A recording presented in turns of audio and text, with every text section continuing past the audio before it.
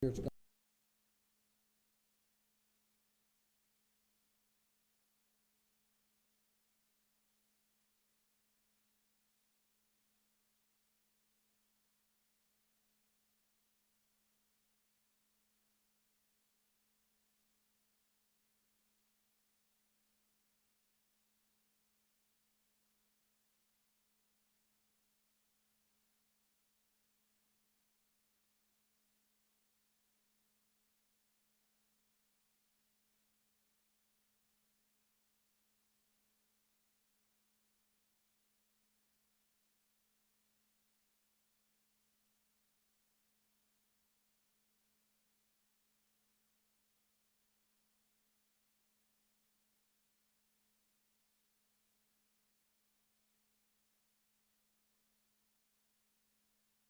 Pledge of the flag and a moment of silence.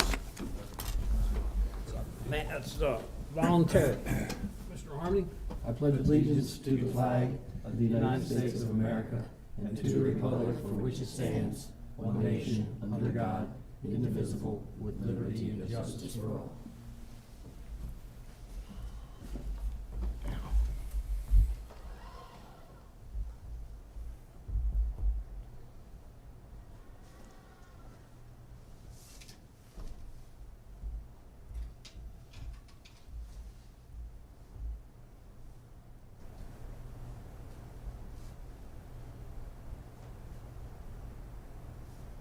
Thank you.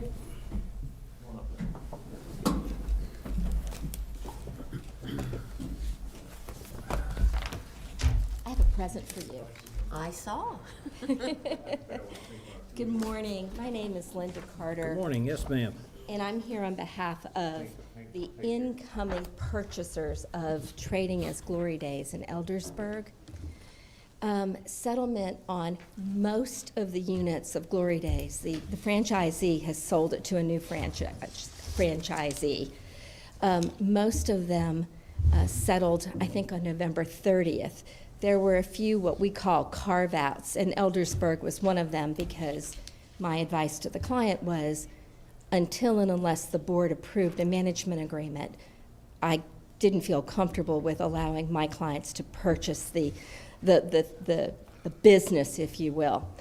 I was not counsel to the underlying transaction. I simply serve as local liquor counsel. But each of the Glory Days that previously existed was set up differently. And in this particular instance, the purchase of this Glory Days will include the licensed entity. Now, when we file the transfer application, which I'm going to give Joe in just a couple of minutes, we're not going to be using that as the new licensee, but we do have the rights to use it. And so this is kind of an odd request. I'm asking the board to approve a management agreement because we actually own the licensee. The corporate licensee. The individual will own the corporate licensee. That's how the deal's structured. The individual licensees will remain the same until we come to hearing and the board approves it, hopefully, and we actually effectuate the transfer of the license, but that would be our request.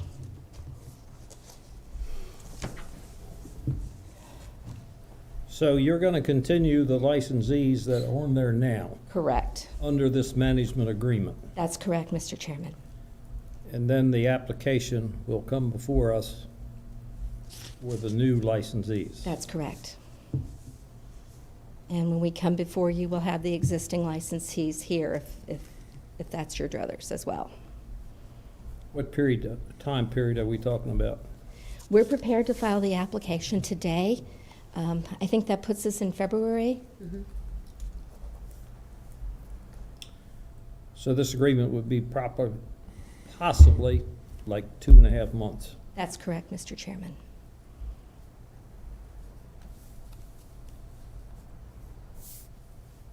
What's the longest that we have in the past when we discussed management agreements? 60 days? I think Maggie's probably been longest, and I think that was probably 2 months. 2 to 3 months. I think our rule originally had 30, but we took that out for Right. this very reason. Correct. Gentlemen, comments, questions? Just a couple, Ms. Carter. Please. You say licensee entity, what exactly does that mean? So as the board's aware, there are individual licensees Right. who hold it on behalf of a corporate entity. And the outgoing corporate entity, I believe, is Glory Days Eldersburg LLC. Okay. I think so. I think that's right. I've looked at so many of these in the last, there were 23 total, I think, units that were involved in this transaction, which we're involved in. And just so you all know, the ultimate owner of Play Ball USA, which is buying all these Glory Days, is the gentleman who started Outback. So Okay, can we back up? there's a substantial restaurant operator behind this. Okay. The current licensee, what is his or her name? There are 3 of them. The local resident is Sylvia Noor, and she will be staying on the license. Okay, that was my question. So the local resident is staying on for the, That's for the correct. new franchisee? That's correct. Okay, And she's actually a manager at the Eldersburg location. okay. And who is the, who do you represent? Who's the I buyer? represent the incoming Play Ball USA. It's called Play Ball? And this particular unit is Play Ball Maryland Eldersburg LLC. Play Ball Maryland Eldersburg, okay. Play Ball Maryland Eldersburg LLC, got it, great. And they're keeping, ostensibly, the plan is to keep Sylvia North, Absolutely. and then add, and the other 2 licensees currently will Be taken coming off, yeah. They're existing operators with Glory Days USA, which is the outgoing people. And then the existing ones who will be taken off, they're going to be part of the management agreement that you want us Correct. to approve. That's correct. Will they be actively involved in management, or is this just for the purposes of This is- license? Yeah, for the purposes of licensing. And this is what's happened we're doing the process in Virginia now, and I'm handling Frederick and Columbia, Ellicott City, rather. A friend of mine is handling Anne Arundel and Baltimore County, and that's how we're doing it statewide. So it's, the management agreement is just a term of art. They're not going to be involved in any management. Not really, yeah. The management agreement allows the licensees to hire, if you will, the incoming operators to manage the business on their behalf. And the management agreement reinforces the idea that the current licensees who will be operating under the management agreement are going to be liable to Absolutely. this board during that period of time. Absolutely. The existing licensees remain liable to this board, absolutely, Yeah. and to the state. Yeah. But that's in the agreement. That was That's what I was trying correct. to. Absolutely. And I believe did I send you I think I sent it to you, Joe. If not, I can email it as soon as I don't get back to the office today. The weather looks bad. So I'll do it from home. Yeah, I thought I had, but I may not have, so I'll make sure I'll get it to you. Talk about the management agreement. That's Okay. correct.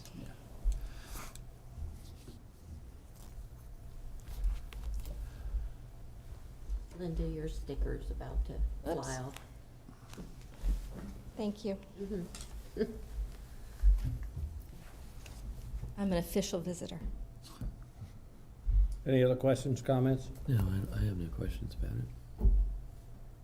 I have no objections, as long as the agreement meets all the requirements at the I have present no- time. I have no objections to it. No objections. Okay? Thank you Okay. so very much. May I approach? Now, let me ask you one question before you go. It's Yes, got sir. nothing to do with this case. There's groundbreaking a couple hundred yards from here. You know anything about that? I don't. What's the Outback? It's an Outback, Oh, is it? yes. Yeah. You don't represent them? I do not. Oh, okay. Yep, I don't know who's doing that. It may be Nick Callis. If it is, then I will probably wind up doing it. Nick and I share cases all the time, but I don't know anything about it I yet. was just curious because it's, Yep. I'll find out though, and I'll they're let you know. breaking ground Yeah, I'll let Joe know today or tomorrow, as soon as I can 300 get a hold yards of from Nick. here. Maybe you can tell them to break ground in Eldersburg, too. Thank Good you all heavens, so, you just closed the Harvest Inn, now you want to open another one. Harveston wasn't a steakhouse. Thank you, ma'am. thank you all. Have a Good great luck. and safe day. Please drive carefully. You too. And thank you for taking. I think you're okay today, but tonight, late tonight, early in the mornings when you're in that No, I trouble. have a good excuse just to go home. Okay. Thank you all. Okay, at Take this care. time, I would ask our attorney, Mr. Almond, if he will call case 6425, please. Yes, Mr. Chairman. Case 6425, a Class B beer, wine, and liquor license issued to Jose Antonio Eula, did I pronounce that correctly? For the use of Cinco de Mayo Taneytown Inc., trading association as Cinco de Mayo, 502 East Baltimore Street, Taneytown, Maryland. Violation hearing, sale to a minor. In the file, the board has a delivery of notice of hearing 6425 to Jose Antonio Eula, dated 11/4/2022, and the received portion is signed. There is also a notice of intention to defend, where they check the box, I do not intend to contest the alleged violations. That is also from November 4th, 2022, and signed by the licensee.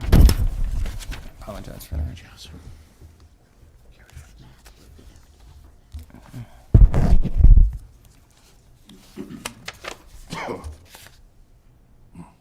A November 2nd, 2022 letter, violation of alcohol beverages, violation sale to a minor, directing the licensee to appear before this board at 10 a.m., signed by Joe Vance.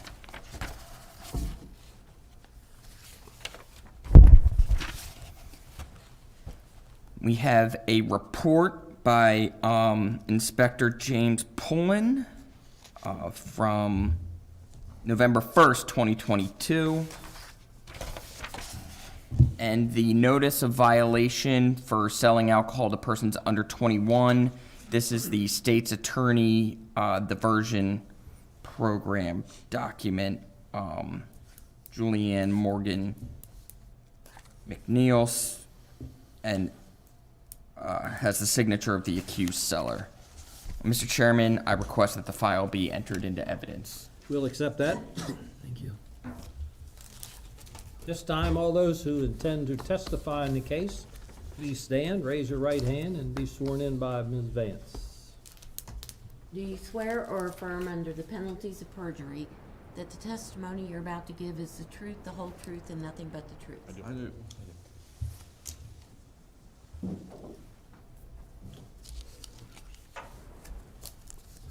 Inspector Pullen, are you going to present this? Good morning.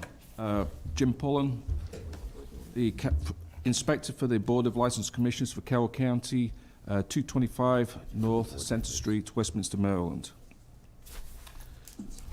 On the 1st of November 2022, at approximately 6:07 p.m., I sent an underage volunteer into the Cinco de Mayo restaurant in Taneytown, Maryland, with the intent to purchase an alcoholic beverage. The volunteer sat in a booth and ordered a Corona beer from the server, a Julianne McNeil. The server asked for ID, The server asked for ID and was shown a Maryland vertical license belonging to the volunteer, indicating that the volunteer was under 21 years of age. The server then served the volunteer with an alcoholic beverage. Upon my arrival, I spoke with the server, who told me she knew it was a criminal offense to serve a minor with an alcoholic beverage. She stated she was not alcohol trainer certified or trained. I then spoke to the manager, Mr. Lara, and informed him of the occurrence. All the above occurred in Carroll County, Maryland. Wish to make a motion to submit 3 photographs for the record. We'll accept them as evidence.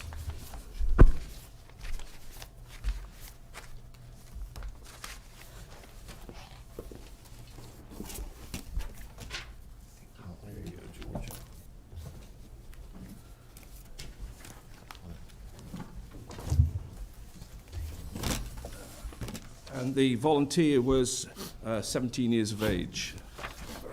Nothing further at this point. Are these in evidence? Antonio brought the. He will be submitting them as evidence. You Policy. hand them out. Okay. Policy packet. Yeah. Are there any questions of Inspector Pullum before we proceed? I have none. With that, Jose, who are you going to tell us what happened and why and so forth? Well, we really, State your name and my address. name is Jose State your address too, please. Ulloa. Address is 2150 Warm Forest Drive, Finksburg, Maryland, 21048. So, Julian Bell? Her name is Julie. You can see of what I gave you in the folders as the policies that we have at the restaurant. She initialed every page, signed every page. She knew the consequences of, if she served to a minor. So that's, and then also there's some pictures around the restaurant that's also in the package. It says no vertical IDs. In every POS station, it says, please check ID. So we constantly are reminding the employees to do their job. We also have in our package, a program that if they, pass the test, we give them $100. So we do, I think, a lot that a lot of the restaurants don't do for us not to be in the situation, but she still managed to mess up. We try to do tips, certifications twice a year for all my restaurants, and she was right in between when we hired her. We got our classes done 2-3 weeks ago, in which they're the new certificates for everybody that was going to expire or that was going to start working with us as servers. So that's kind of what I just gave you guys. I have a question, sir. The exhibits that you have given us, which the chairman will enter into evidence at some point, there's certain things highlighted on the Yes. policy acknowledgement. Did you do that, or was that done when she No, signed it? what we just do is just to highlight it for you guys, her name, and then at the bottom is the employee signed it, the manager, and the date. So making sure Yeah. everybody knew that it was read and done correctly. And then the second page, basically, it says we don't accept vertical IDs. And she initialed to the whole booklet, and, we try to do as much as we can, but I really don't understand why she still served after she asked for an ID that was a vertical ID. What was her excuse? She just didn't think there really wasn't an She excuse. understood what vertical was. Yes, and she still did it. We fired her. I mean, the package says if you don't do your job, we fire you. I feel bad, but, we try to make everything as a reward. If they do their job, they get $100, everybody's happy. But I really don't know why she didn't check the ID correctly. How long had Ms. McNeil worked for you? 2.5 months. 2.5 months. And you might have told us this before, thing? and I apologize if you did, but was she was not TAMS or She was TIP? not. She was in between when we usually do classes. We usually do them around twice a year for all my restaurants. And if she was basically right when I think we had one late March, early April, and we hired her, June, July? Did she shadow someone when you first hired her? Excuse me? Did she shadow someone when you first hired her? I don't In other words, shadow means, Did she get trained by another server? Oh, yeah. We constantly are training people and, checking IDs, She was a good employee. She was on time, and we never had an issue, and she was honestly one that was very responsible, and yeah. we usually have meetings, weekly meetings on, things that we can make how the restaurant can do better, what suggestions you guys have, and we always bring the check IDs because that's important. We don't want to be serving to minors or over serving to people and, making us get into trouble for nonsense. Right. I believe our inspector testified that when he asked her, she acknowledged that she understood that it could be a criminal offense selling to a minor. Correct. On her part, right? Is that something that your restaurant told her, that you told her during the training? We told them, I think the program you guys started doing a year or 2 years ago, since then, we've been started telling all the servers, you can get in trouble, you know, just do your job, and, you know, they do know, everybody knows. Yeah. What I would do, on the acknowledgement that you highlighted, I would double the size and bold it so that someone can't miss it. Yeah. Because that's pretty important. That's And- kind of like in the middle of the page, and it kind of like blends in with everything else. We Just a also, we did pass another test a few weeks afterwards in Tawnytown, and we had a small meeting, and we gave the young lady that passed the test $100, and everybody was excited, and, you know, it just motivates them to do the job right, you know, so we're not, you know, I know it's kind of, it's sad letting somebody go for a simple mistake, but at the end of the day, it causes all this, and that's what I'm trying to avoid. And you've had that policy where they're compensated for catching someone? For years, yeah.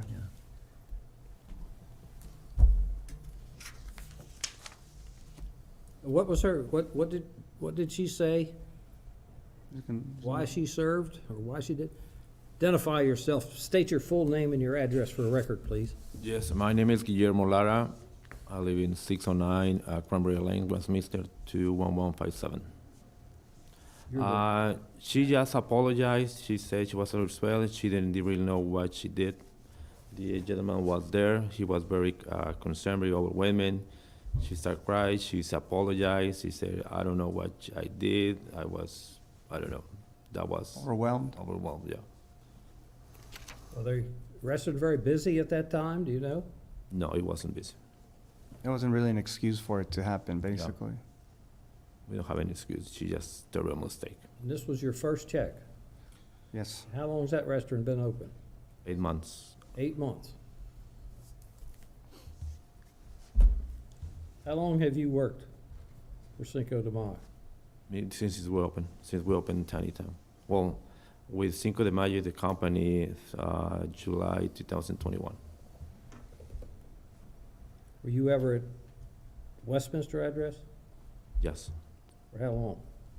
or since June 2021. As I note, there were 2 violations there in 20 and 19, Yeah, he wasn't in charge of that restaurant at that time. but they're I both used to your work as a restaurants, server right? in that period of time. Excuse me? But they're both your restaurants. Correct. You know, I try to always be upfront with all my employees. You know, I try to go out of my way. I just don't send them to random classes. I get the instructors that do classes specifically for me so they know this is serious, you know? Because other restaurants send people to classes in Frederick, whatever. You don't know if your employees are, you know, paying attention. That's why I try to do it specifically only for me. So when I'm there, I know that everybody's paying attention. They're taking it seriously. So, you know, these are just mistakes that I tried. I don't know what else I could do. Honestly, I try to do as much, reward them, you know, these packets that they have to sign and read. It's I don't know what else I could do. I mean, I have a lot of signs on the bar. You can see on the package in the front of the restaurant. Every POS station has it. When you press your order on the POS, it says there are notes, check IDs. So we constantly are reminding servers, but some days. Did Miss McNeil work as a server before somewhere else? I'm not sure. No, she She was didn't? the first time. So as a this was her server. very first position as a server? She have some experience in a restaurant as a host, but not as a different restaurant, not on us, with us, but as a. Okay. How old was Miss McNeil? What was it? How old is she? Do you know? She's 21 right now. 21? Yeah, That's all right, I don't know exactly. I don't know Yeah, exactly. 21. 21. she's 21. And we also have this thing from the guides, the rule book from the county. We also go over this, the highlights of all the rules, all the major parts, you know, the display of the license and person, how to check IDs from the county, so we just don't do ours, but we also go through the guidebook from Carroll County. So we go out of our ways to implement as much as we can to each server. Do you do that when you hire someone initially, or do you do that regularly? When we hire them, and basically weekly. Right, We did okay. the last week because there's a new book from November, the updated book. Yeah, so that's a new one. So we'll read it with all the servers to know the if rules changes or the rules. Oh, it sounds like you make a lot of effort to prevent Yeah, this from happening. like I said, I live in the county, I live in there, my kids go to school here. I'm not trying to sell a beer for $4. It's not gonna do anything for me. You know, all I can say is apologize. She doesn't work with us. And if I, like you said, if you give me an idea of making the letters bolder, I can do that, you know? Maybe an extra step that can prevent something like this for this to happen again. How do you go about hiring new employees?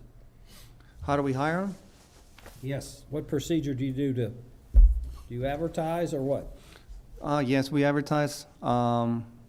We usually, when we have somebody's been a hostess when they're 16 years old and until 18, and we all ask them, or they ask us before, hey, I'm almost 18, can I start serving tables? So we like to have people that have some type of experience in the restaurant business, not somebody that's just worked retail. So we try to keep it somewhere that's worked in the restaurant, just so, because the restaurant, sometimes you're under stress. A lot of tables overwhelmed. Some people can handle it, some people can't. So we try to hire people that have had experience in the restaurant. These alcohol training certificates that you have in this folder, are they just from the employees at Tawny Town? Some for the employees in Tiny Town and some from the other restaurants that were ready to expire, or they didn't have one that we recently just hired. But everybody from this county, from my restaurant. So is that one of your requirements for a server to be certified? Yes, like I said, people that don't have it, I usually have classes every 6 months. So she was just in between that time that we hadn't. And she had never taken alcohol courses before. Right. So maybe what would be a good policy is if you hire someone that's never had alcohol training, if they card someone, they have to check with one of the managers. Yeah, that's an If they've idea. never been, had alcohol training.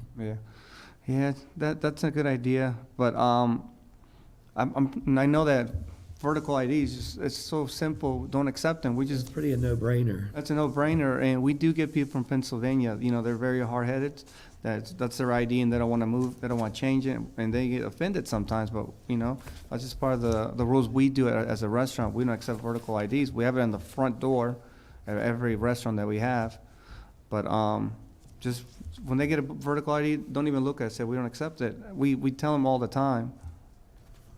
Did she check? Yeah. Did she check IDs? Yeah, she checked the ID and still did it. Still did it. And the girl's 17 years old, and she looks like she's 17 years old, so. And your exhibits do show good signage Yeah, things to remind them constantly. that vertical IDs are not accepted, right? Yeah, she puts the beer in, she has to go to the computer. She says, no, check IDs. She goes to the other screen on the computer, on notes, it says check IDs. I mean, we do have them constantly to remind them. Yeah. And how long did she work for you? 2.5 months. 2.5 months. Every single week when I send the schedule for all the servers, I put a note right there, please remember check IDs, and we don't accept vertical IDs. Yeah. So we do everything, it's in your hands to stay there and check and remind the servers. Do you ever check IDs in your other restaurants? Have somebody else go in and check? In other counties? No, in these three right here. Instead of Oh, us it'd be checking. within our do- company? do you have No, any but that was one of the things that we are hearing the other time about getting a new license.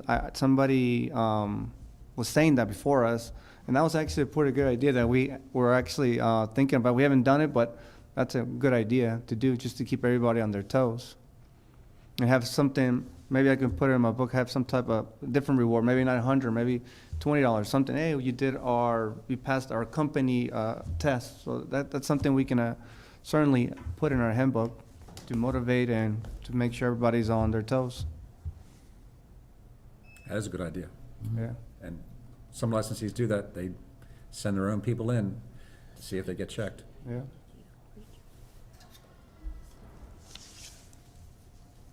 Any other questions? No. No, I don't have any. There are no other questions. Testimony or evidence is now closed. And would you like to make any final remarks before we, No. Director Pullen, would you have any final remarks?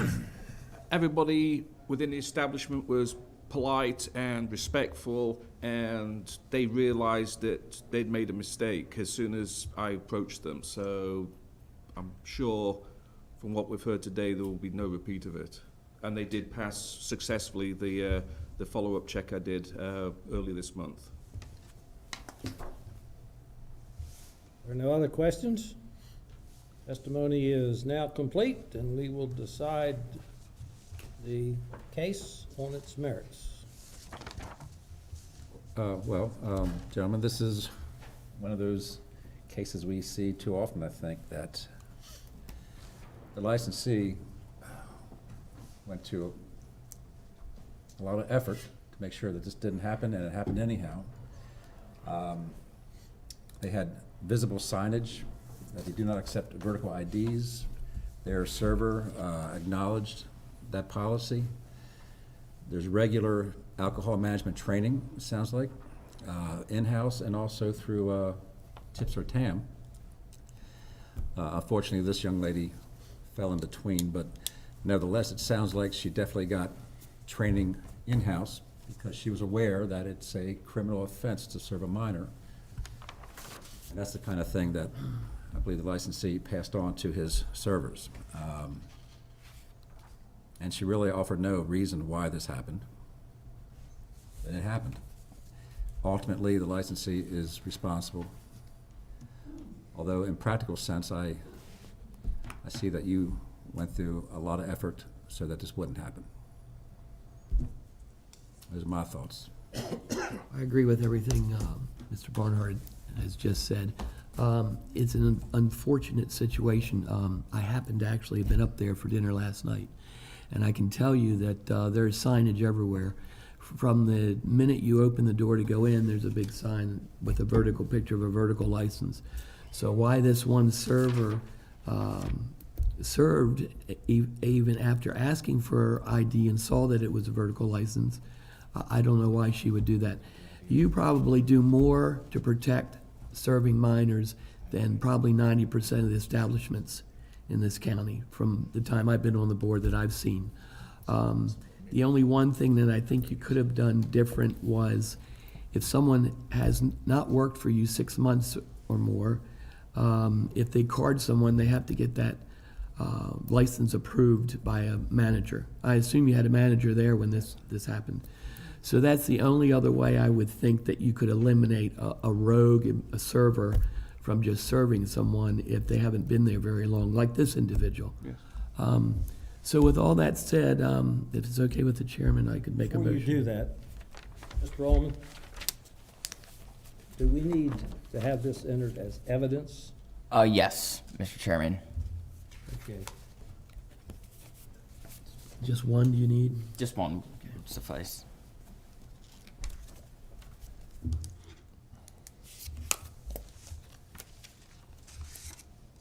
So that will be part of the record. That's correct. You know, one of the things that's very difficult, and I've said this for several years, licensees are the ones that are responsible for the acts of all their employees. And even though you go through teaching processes and signage and so on and so forth, sometimes people are prone to make mistakes and take shortcuts and so on and so forth. But still, you're the licensee. And you can't be there 24 hours a day and watch 6 or 8 people or however is working at the same time. But there's no question but what a violation occurred. And this is the first time you were checked and the violation occurred. still, we have to hold the licensees responsible, even though they've done just about everything that they can.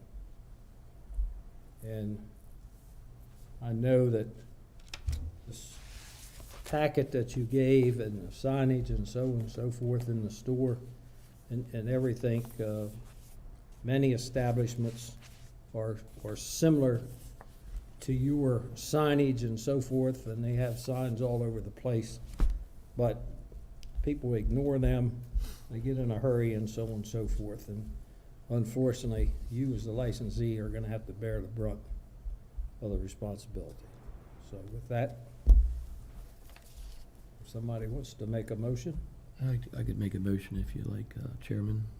please do. First, there's two factors that I'm looking at here. One is I'm taking in consideration of the age of the minor being 17, where it says right on the vertical license when they're going to be 21. It's written right on there, so that server could look at that. Or if she had brought that to the manager would have said, "Do not serve." Yes. So you wouldn't have been here today. The second thing is, factor that I take in account is that this being your very first to check. So with all that said, to stay with consistency, I would find you culpable for serving a minor, fine you $300, but I would suspend 100 of it. Is there a second to the motion? I second that motion. Motion's been properly made and seconded. Is there further discussion? Can I ask how long the suspension is? Gentlemen, my comments are simply this. Irrespective of the history and so on and so forth, I think this merits the full $300, as do all of them, particularly the first violation where it was checked. There are my comments. Is there any other discussion on the motion? No. Hearing none, those in favor of the motion signify by saying aye. Aye. Opposed, no. No. The motion carries 2-1. You did not place a limitation on the suspension. So the motion is that he is fined $300 and $100 is suspended. Yes. That was the motion that was approved. 2-1 majority. Sir, we find you culpable and issue a fine of $300, of which $100 will be suspended. You have 30 days from official notice from our office in which to satisfy the fine. I would encourage you to sincerely, as you have done, but make sure this doesn't happen again. There's 3 violations. You might say they're not in the same restaurant, but it's the same management, the same licensee. Which would be, if it's the same actual establishment, that $300 would be 12. And I hope you understand that. So with that, congratulations on the fine business. Keep up the merchandising, and we hope we don't see you back here again under similar circumstances. Okay, thank you very much. Thank you very much.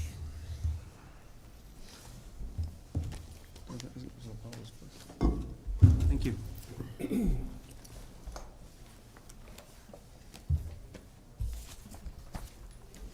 Is the next case out there, Keith?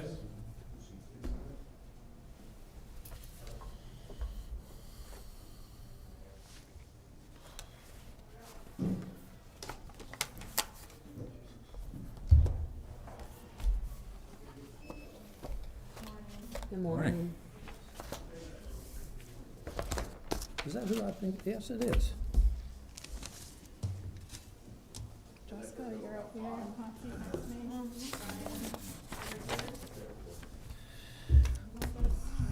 Yeah, I'll take it. Thank you, Kelly. Perfect, thank you. Ryan, you're right next to Jessica. Right here. Okay, at this time, I would ask our attorney to please call case 6426. Thank you, Mr. Chairman. Case 6426, an application for a transfer of a Class A beer, wine, and liquor license to be issued to Jessica Brooks Smith and Brian Brook for the use of New Carriage House Liquors, Inc., 113 West Main Street, Westminster, Maryland. In the file, we have a Maryland and Alcohol Tobacco Commission letter from December 2nd, bulk transfer permit. We also have a document from the Carroll County Office of Permits and Inspections that the above referenced establishment does meet the requirements of the permits office.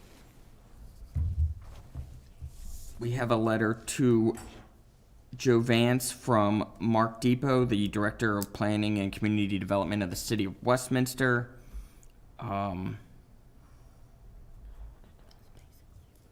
Approving the transfer. A letter from the Comptroller of Maryland, requesting, or that it's been brought to satisfactory conclusion, therefore the comptroller withdraws its request to hold the transfer.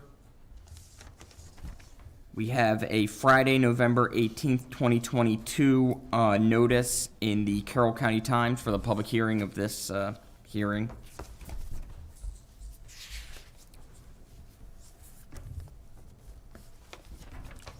We have a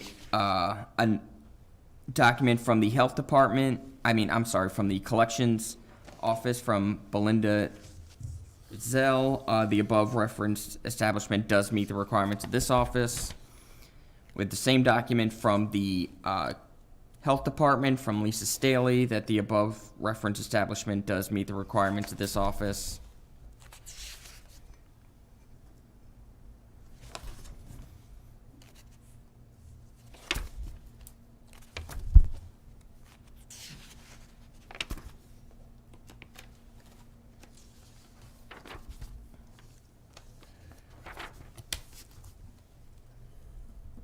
A letter from Schaefer and Schaefer LLP,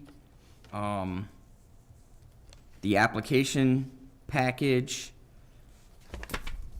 which includes the application for the transfer, including signatures from witnesses.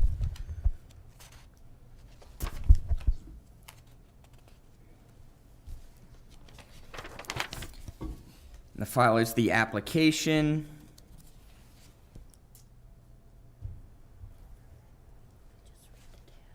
Okay. And then we have the character references, which includes a number of people. We have the SDAT report. What else? The Information Technology and Communications Division. You request for a criminal record check for the Maryland Criminal Justice Information System has been completed. There is no criminal history.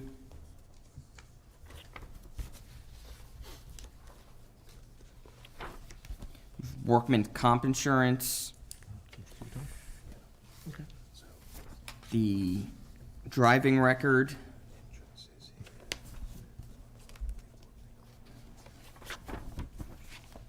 Lease agreement of the premises. The floor plan. Other licensed establishments. The articles of incorporation.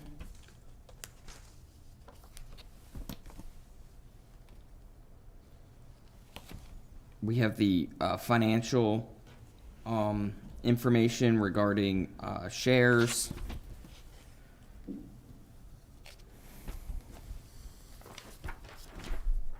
A asset purchase agreement.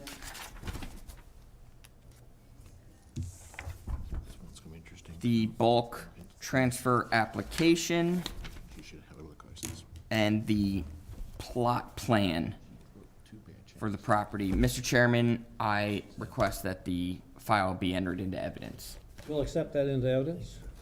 At this time, I would ask all those who intend to testify in this case, please stand, raise your right hand, and be sworn in by Ms. Vance.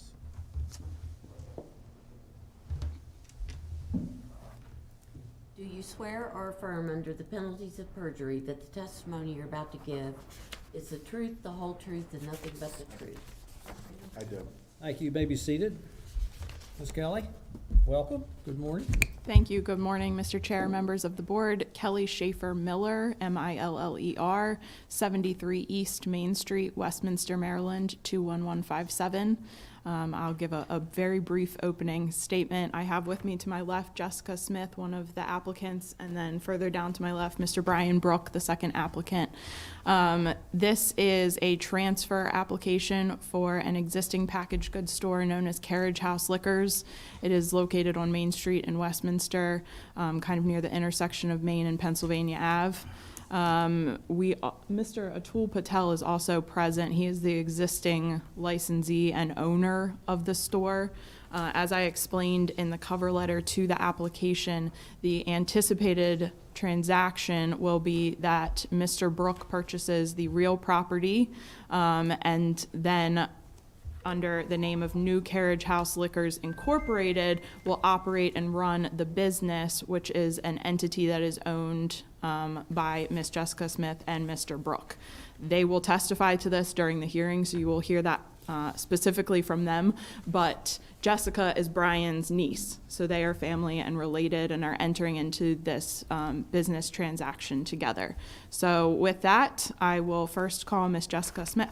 Jessica, can you please state your name? Oh, well, first of all, before I get started, let me just make sure both of you know. The microphones amplify a little bit, but really they're recording. So you need to make sure that all of your testimony, you look at the microphone, look at the board, and speak into the microphone, okay? Jessica, please state your name, spelling your last name, and your address for the record. Okay, Jessica Smith, Smith. My address is 2801 Manchester Road, Westminster 21157. And Ms. Smith, is it true that you signed the application package that has been submitted to this board? Yes, Okay.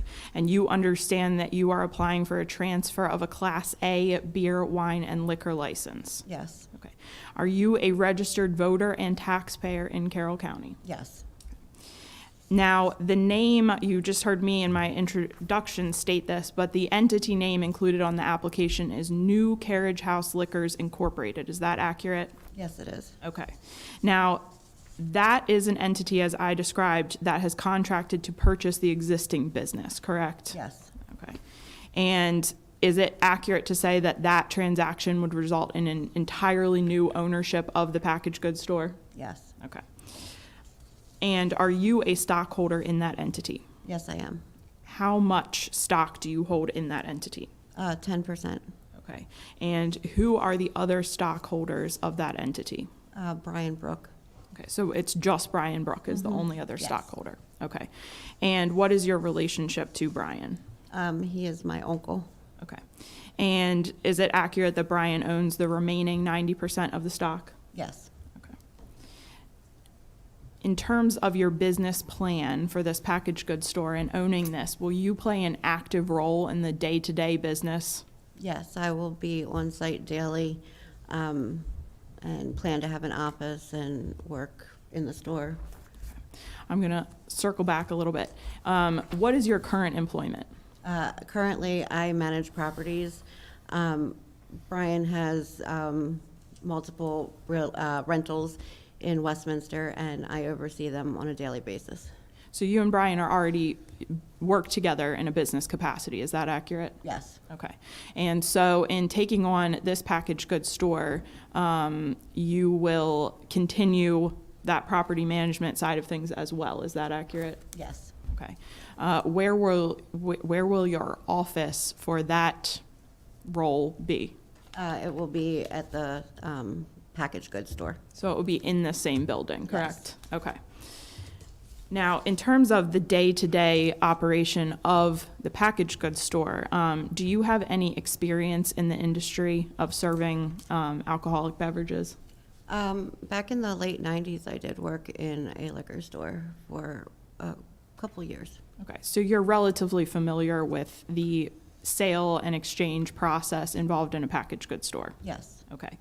And in your role as a property manager, do you have the experience of interacting with individuals and kind of managing the oversight in general of like an office environment?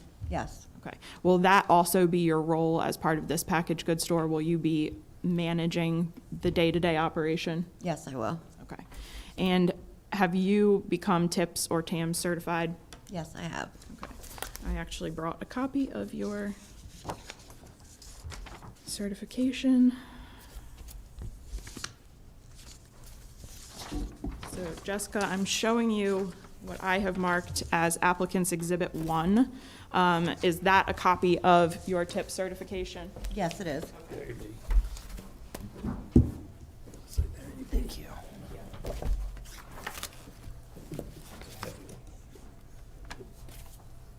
I would like to ask that that certification be entered as applicant's exhibit 1. We'll accept that.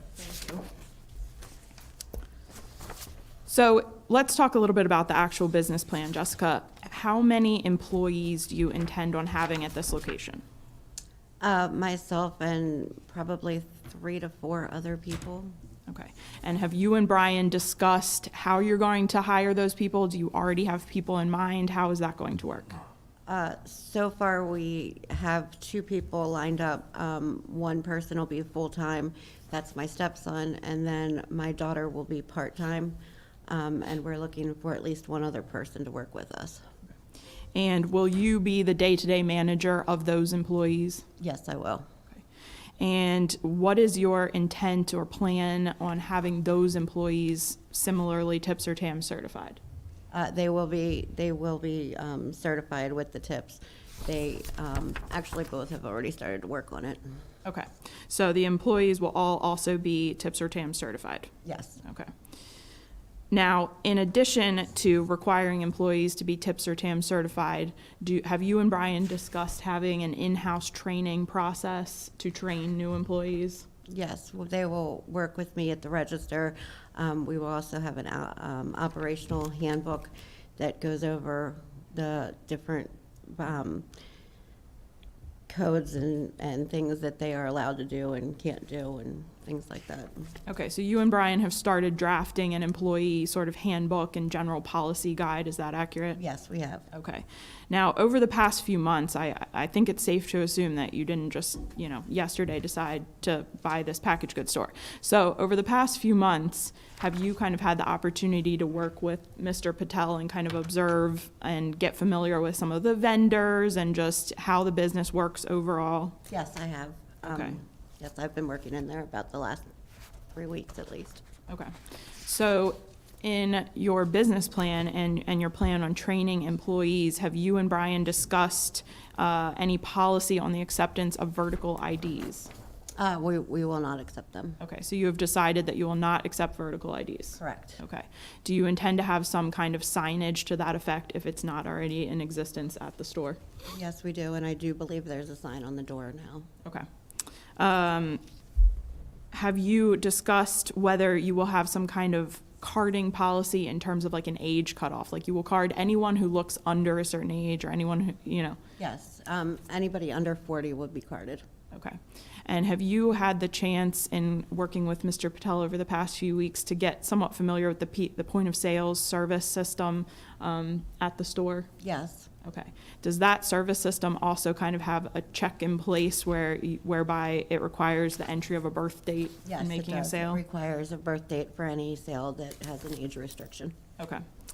And I have made you aware that this board works with the state's attorney's office for what is called a diversion program, whereby individual employees can be prosecuted for any violation. Is that correct? Yes.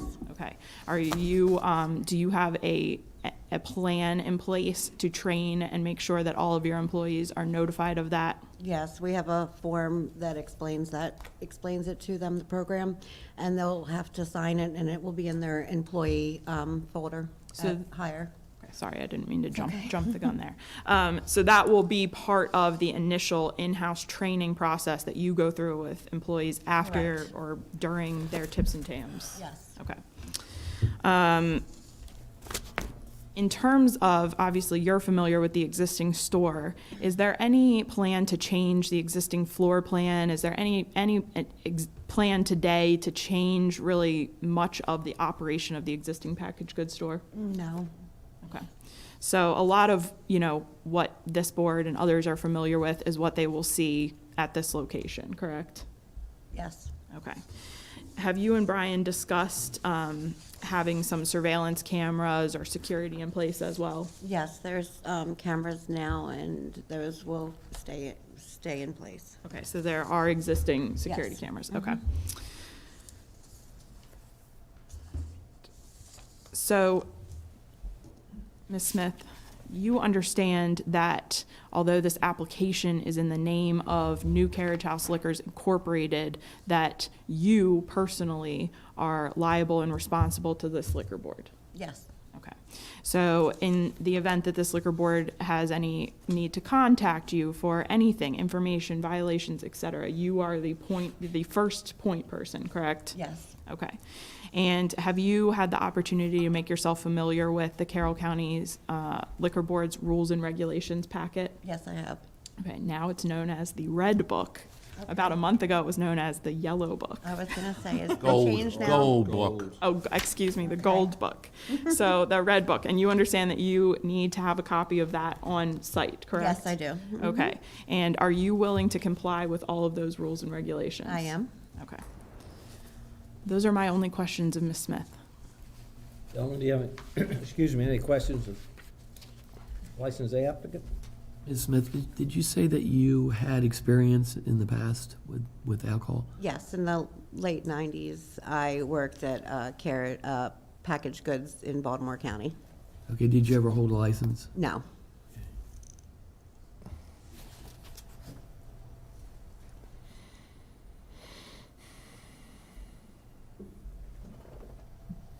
Any other questions? Ms. Smith, you would be the supervisor Yes. at the store? Mm-hmm. And you intend to have 3 or 4 other employees under you? Yes. Have you ever had a supervisory position? Yes. At a store, retail? Yes, I've been in management probably for about 20 years now.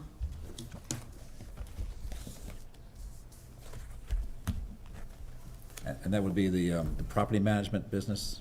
Yes, Referring and to- I've managed at the Goodwill, and I also was an assistant manager for a bank. And I may have missed this because I was looking through the file. I understand it's your policy, no vertical IDs. Did you explain to the board the training that you want your employees to go through? Did you say that you want them all to be TIPS or TAMP Yes. certified? And- Yes, they would all be TIPS certified, TIPS or TAMPs. And I think you testified that there will be a employee booklet that you will Yes. present to your employees, which will set forth a lot of the things that council has mentioned that Correct. the board feels is important. Yes. Is that booklet done, or you No. still have to do that? We're still working on it. So what other in-house training will you have, or you're planning on having, other than a booklet? Well, they would work with me for a few shifts before they were able to work on their own. Okay. And will you be holding another job other than the carriage house? I will be managing the properties, but that will be done from the carriage house. We have rental properties, and I'll be overseeing the management of those while working at the carriage house. How many days do you expect to work in the carriage house? I'll be there at least 5 days a week. Okay.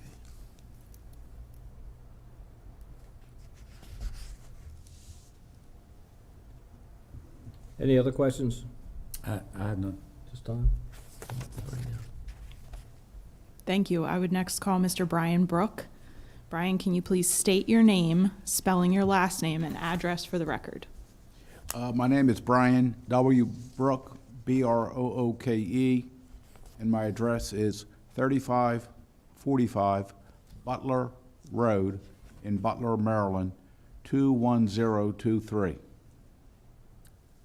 Mr. Brook, you heard Jessica state it and me state it, but can you just explain to the board your relationship with Jessica? Jessica is my sister's daughter, my niece. Okay. And Mr. Brook, is it accurate that you signed the application package that has been submitted to this board? Yes. Okay. And you understand that you have applied for the transfer of an existing Class A beer, wine, and liquor license? Yes, I do. Okay. And have you been present and heard all of Ms. Smith's testimony? Yes, I have. Do you find all of her testimony to be accurate to the best of your knowledge? Yes. Okay. So can you just briefly explain to this board what your role in the business will be on a day, more of like a day-to-day role? Well, I would call it hourly. I speak with Jessica on a daily basis, if not an hourly basis. I will be in the store every day, if not every other day. We currently work together and have worked together for 5 years. I've known Jessica, obviously, her whole life. The property management company, because there was a question for Jessica about her, would she have 2 jobs? Keep in mind that I work in the property management company also, and that has other employees and maintenance, and that's an ongoing, well-oiled machine and doesn't interfere or conflict or anything whatsoever with New Carriage House Liquors. That has other employees. We also are having other people work in the office for West Carroll Management. So it's Jessica's main goal will be to babysit and keep her hand on this new investment and the New Carriage House Liquors, and I will be there overseeing Jessica. I help a lot more with on business things such as the financing, the insurance, the workers' comp. I call it an operational manual as well as an employee manual, by the way. And I'm sorry I don't have that finished. I've had an interruption. I don't know if you know that or not, but we would have had it today.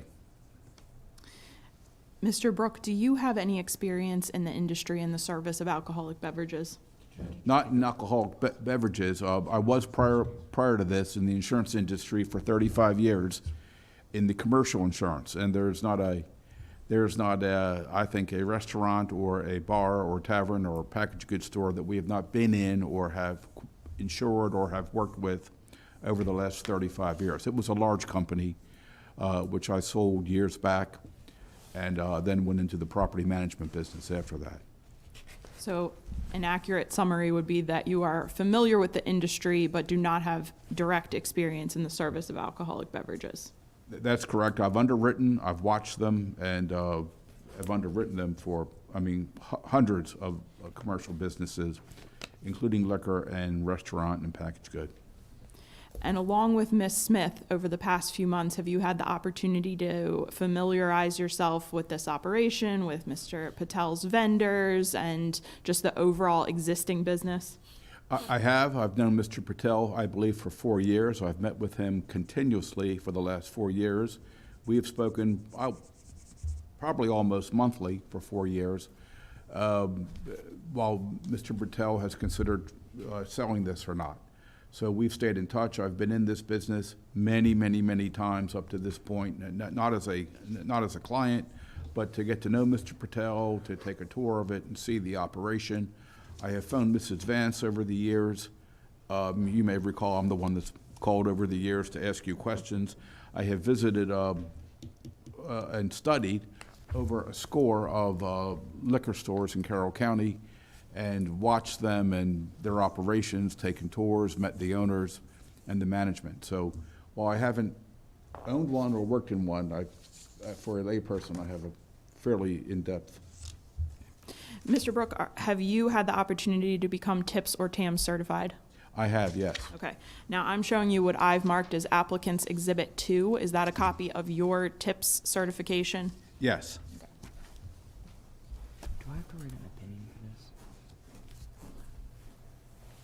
this? A decision.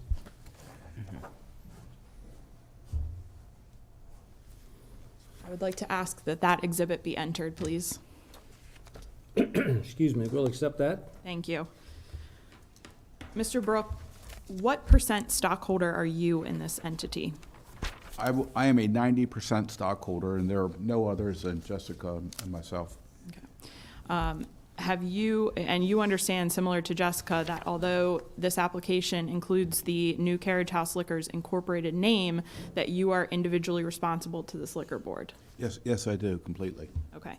And are you familiar with this board's rules and regulations, what we just called that red booklet? Yes, I am. Okay. And are you willing to comply with those rules and regulations? Yes, I am. Those are my only questions of Mr. Brook. Questions of Mr. Brook? I have no questions, Mr. Brook. I have none right now. Thank you, Mr. Brook. Ms. Thank Kelly? you. Thank you. I would next call our character witnesses. If it's easiest, perhaps I could just have them line up at this microphone and just one by one go through them. That's fine. Okay, so everybody who's here as a character witness, so you three and Vinny, please just stand up at that microphone. And I'm gonna talk into this.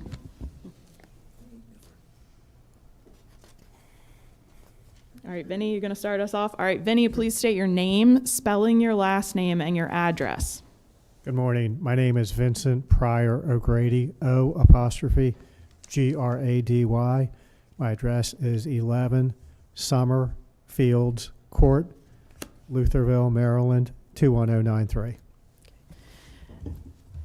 I'm gonna call you Vinny if that's okay. Please. That's how please, I know you now. Please, Vinny, who are you here for today as a character reference? for Brian Brook. Okay, and how do you know Brian? So Brian and I first met in high school. We were classmates at Loyola High School. So we started high school in 1971. So we've actually known each other for actually a little over 50 years.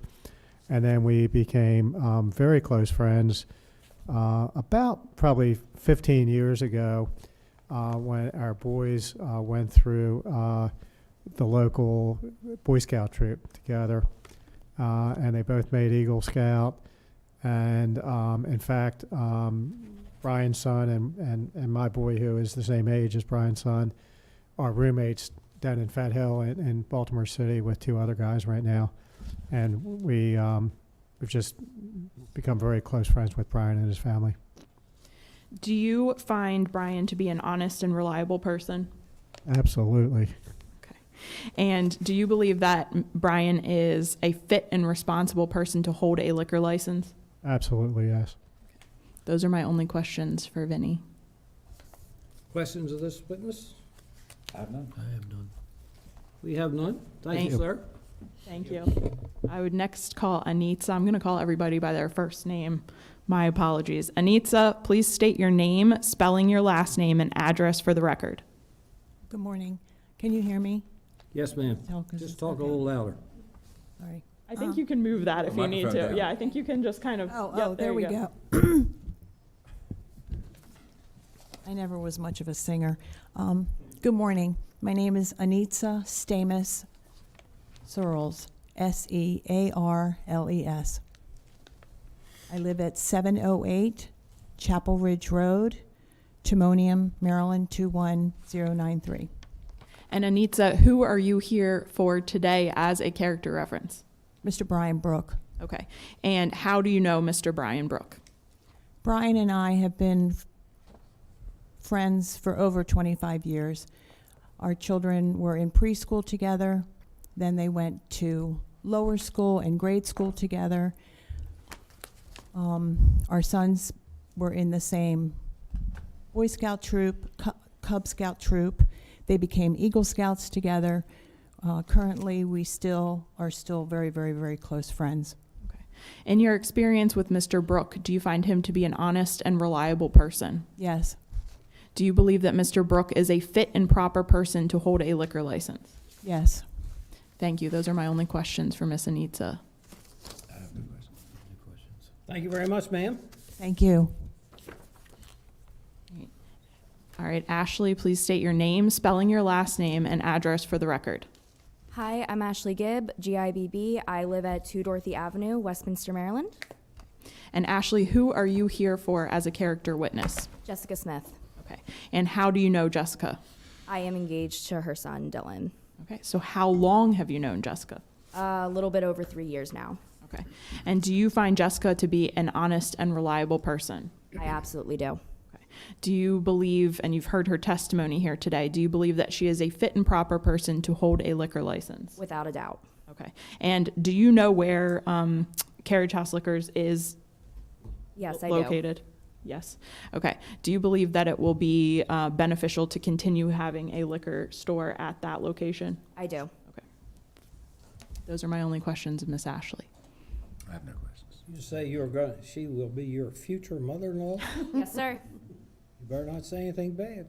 She's gonna come work with me too. I'm trying to get her. Thank you. All right, Miss Sally. Hello, I'm Sally Harmon, Harmon, and I reside at 3505 Torrington Drive in Manchester, Maryland, 21102. And Miss Sally, who are you here for today as a character reference? Jessica Smith. Okay. And how do you know Jessica?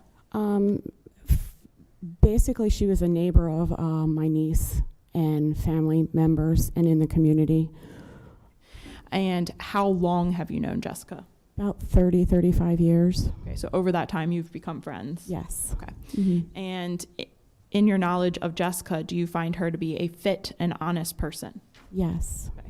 And do you believe that she is an appropriate person to hold a liquor license? Yes. Okay. And are you familiar with where Carriage House Liquors is currently? Yeah. Yes, I am. And Mhm. do you believe that it will be a benefit to continue having a packaged goods store at that location? Yes, I do. Thank you. Those are my only questions for Miss Sally. Questions? I have none. Thank you very much, ma'am. That concludes my testimony for today's hearing. Gentlemen, do you have any question of any of the witnesses? No. No. I don't have any. Inspectors? I mean, I do hope they can run Carriage House as well as Mr. Patel ran Carriage House the past several years that I've known him.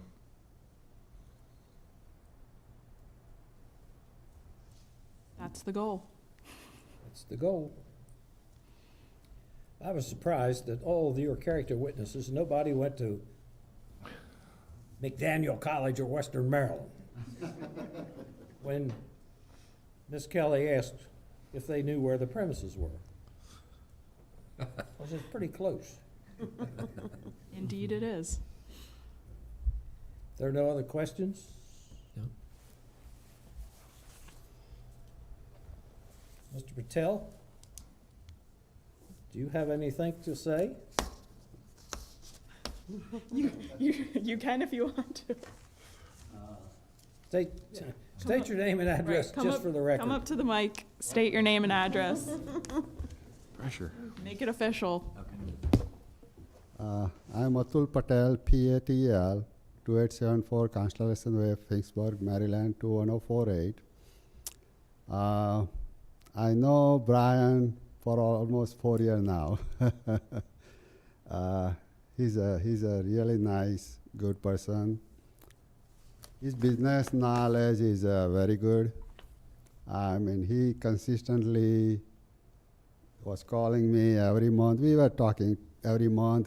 He did show an interest in buying this business about 4 years ago, and that's where all the conversation started. Then the COVID came in, and we paused on it. Then back on the discussion. We were not ready yet at that point, but this past spring we were ready to sell, and that's where we entered into the serious discussion. But he's a very nice guy.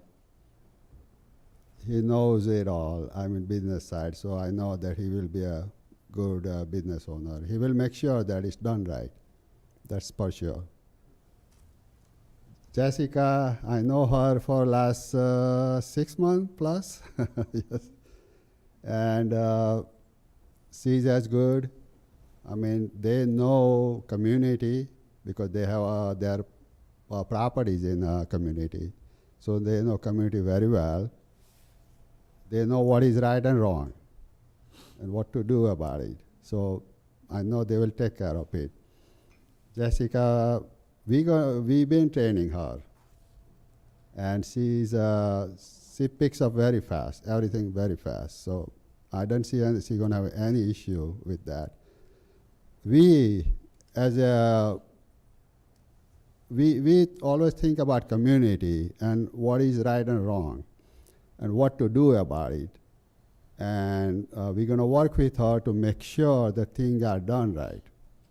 And we will be there. If they're going to need our support, we will be there. So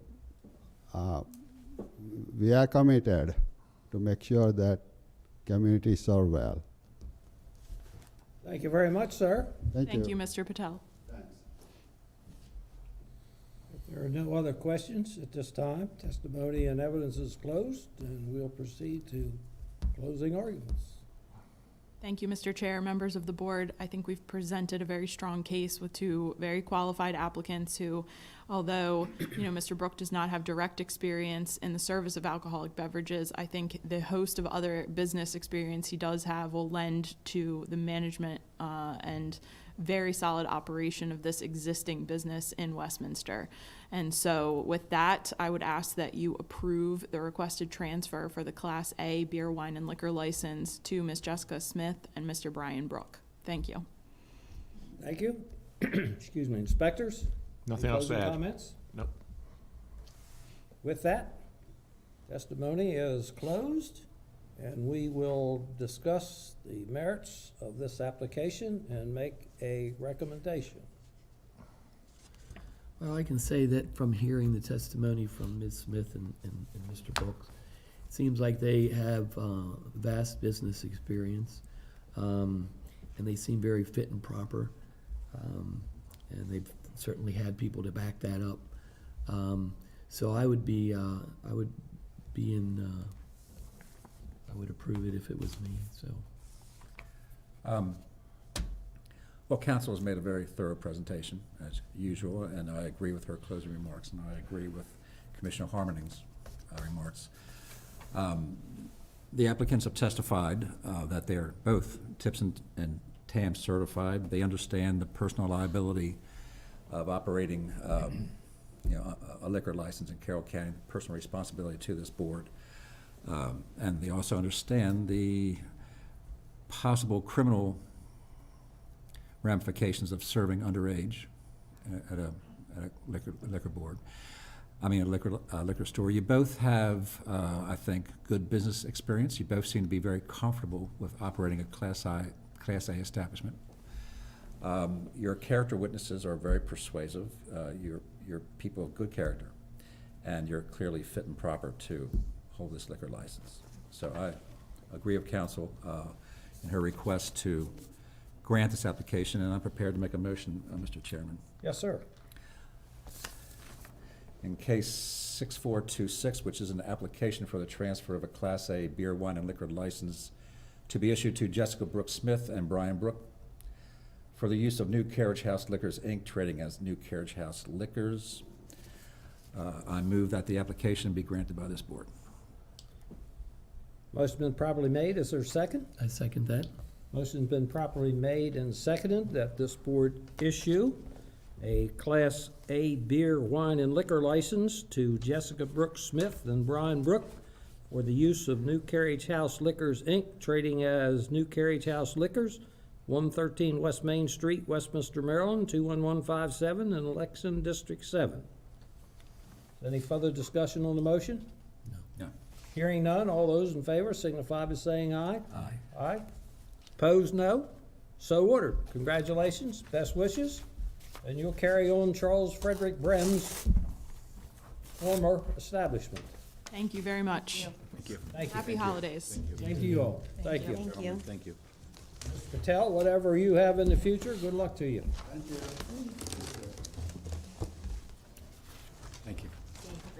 Congratulations. Hey, thank you, Mr. Patel. Thank you. At this time, we're going to take a 5-minute break. Good luck retiring. Thank you.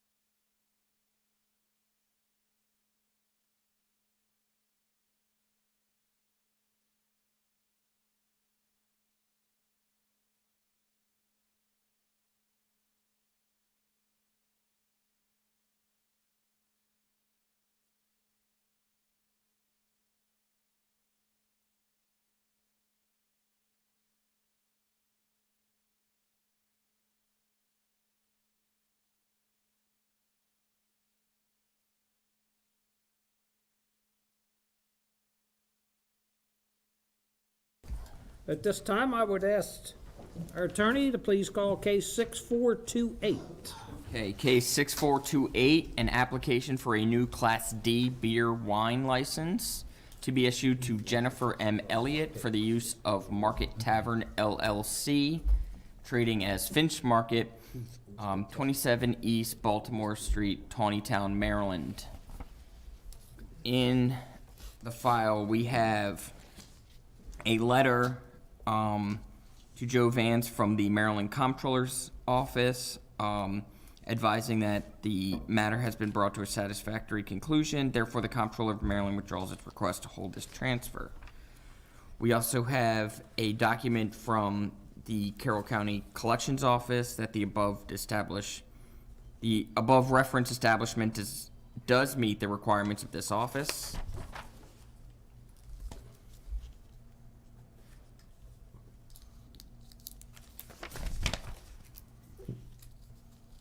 We have a document from the City of Tawnytown Zoning and Code Enforcement Officer Daryl Hale that the above referenced establishment does meet the requirements of this office.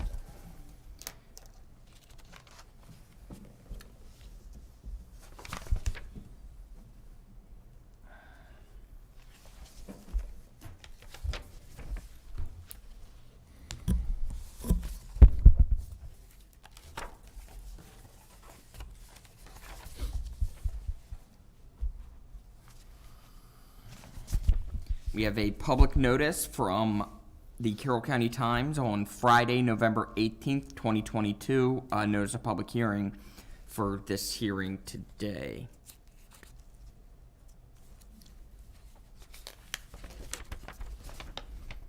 A letter to Miss Elliott advising of the public hearing for her application and will be held today from Joe Vance.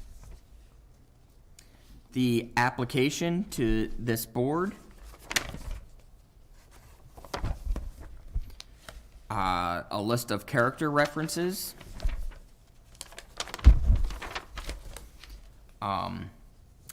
MVA driver's information,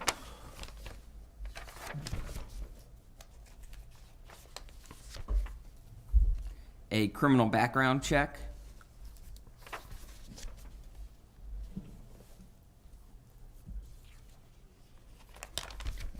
workers' comp insurance, a lease of the premises,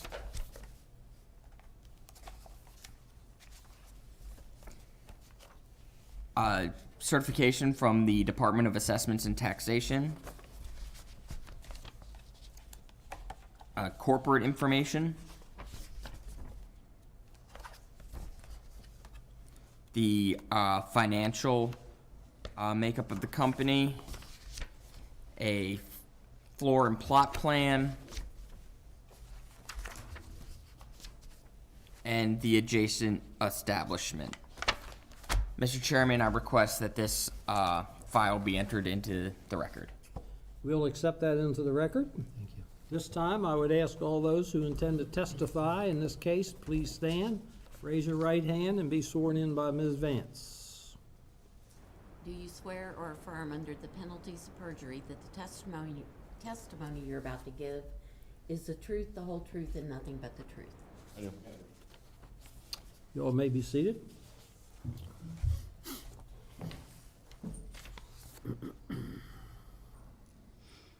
Ms. Elliott, are you going to present the case? I would like to, yes. Please state your name and full name, spell your last name and your address for the record, please, and you may proceed. Jennifer M. Elliott, Elliott. Currently reside at 9 York Street, Tawnytown, Maryland, 21787. Would you like to tell us your plans and why you want a Class D beer and wine license? Yes. So after a successful almost 10 years in Sykesville on Main Street, I have moved up to Tawnytown, where there is another growing historic district. So I'd like to be a part of that change. I was presented with the opportunity by an old friend of mine, Mark Stevenson, who you'll hear from shortly, to come to Tawnytown, and he showed me a couple of locations, and I was really excited when I saw the 27 East Baltimore Street location. It was an old library about 100 years ago, so that's how we came up with the name Finch Market, kind of a play on Atticus Finch from To Kill a Mockingbird. So we're kind of going back to our roots. We started as a little gourmet market with beer and wine sales to go, and then evolved into the Market Tavern. So we'll start with Finch Market, and then you'll hear from me again in hopefully about 6 or 9 months with Market Tavern Tawnytown up the street. So we'll continue to provide local foods, local gourmet food options, gift baskets, and then hopefully the beer and wine option will help round things out for the community. There's nothing like Finch Market in the downtown area or even close to the downtown Tawnytown district. So it's definitely been well received by the community. People are excited that we're there. And then I'm finding a lot of my old Sykesville friends have moved to the northern parts of the county. So I know that this is a new license, but I hope the board will recognize my prior track record as a successful and responsible business owner holding a liquor license in the past.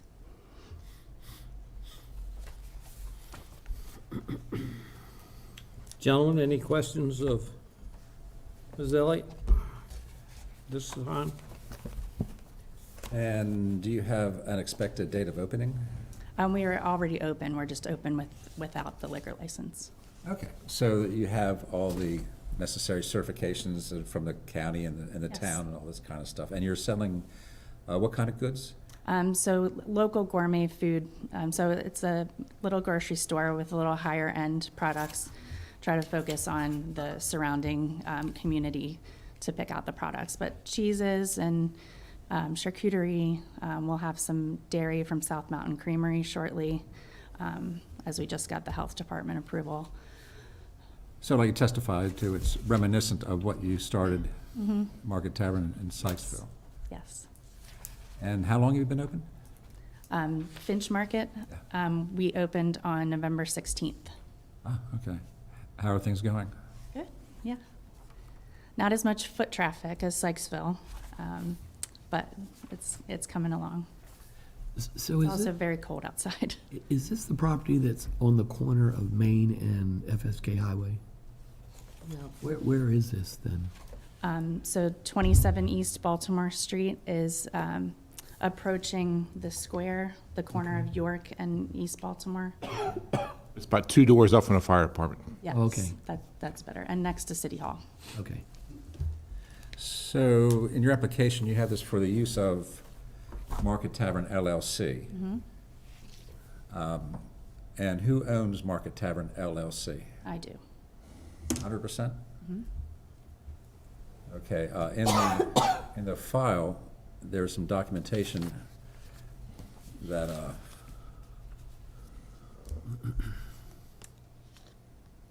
someone owns 5%. Would that be a Mark Truby? Jennifer owns 48% and Peter owns 47%.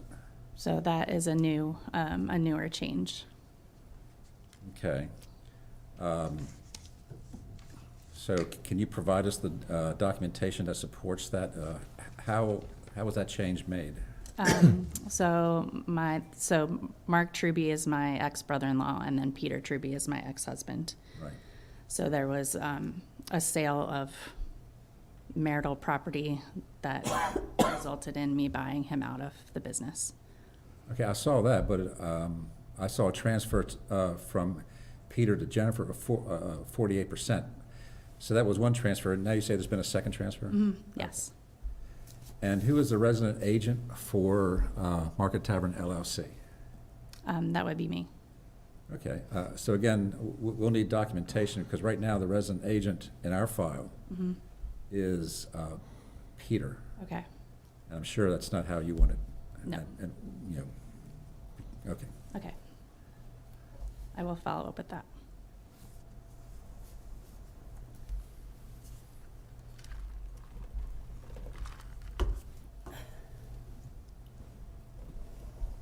You were the licensee of Market Tavern in Sykesville Yes, sir. for how long? I took over the license in 2018 from my ex-husband.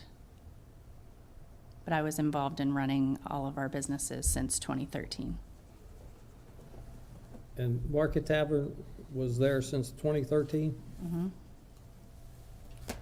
Were there any violations during that period of time? One. What was that? It was this past February. So I feel like I was just here. Miss Madison served someone with a vertical ID.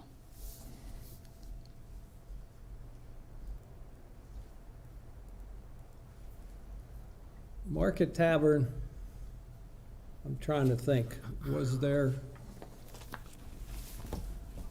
a question of number of tables or space at some time?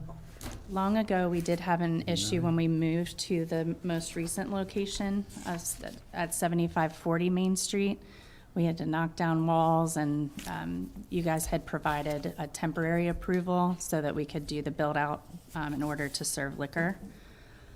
So yes, there was some discussion about the number of tables and occupancy during that time. And you just had a violation down there within the past year? Yes, but that was my first and only one.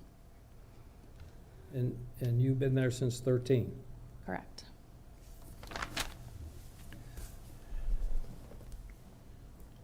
Any questions? At this time. Any questions at this time? It looks like from an older wave chart, the new wave chart doesn't have Market Tavern on it. Now, once they're trying to license, then we delete.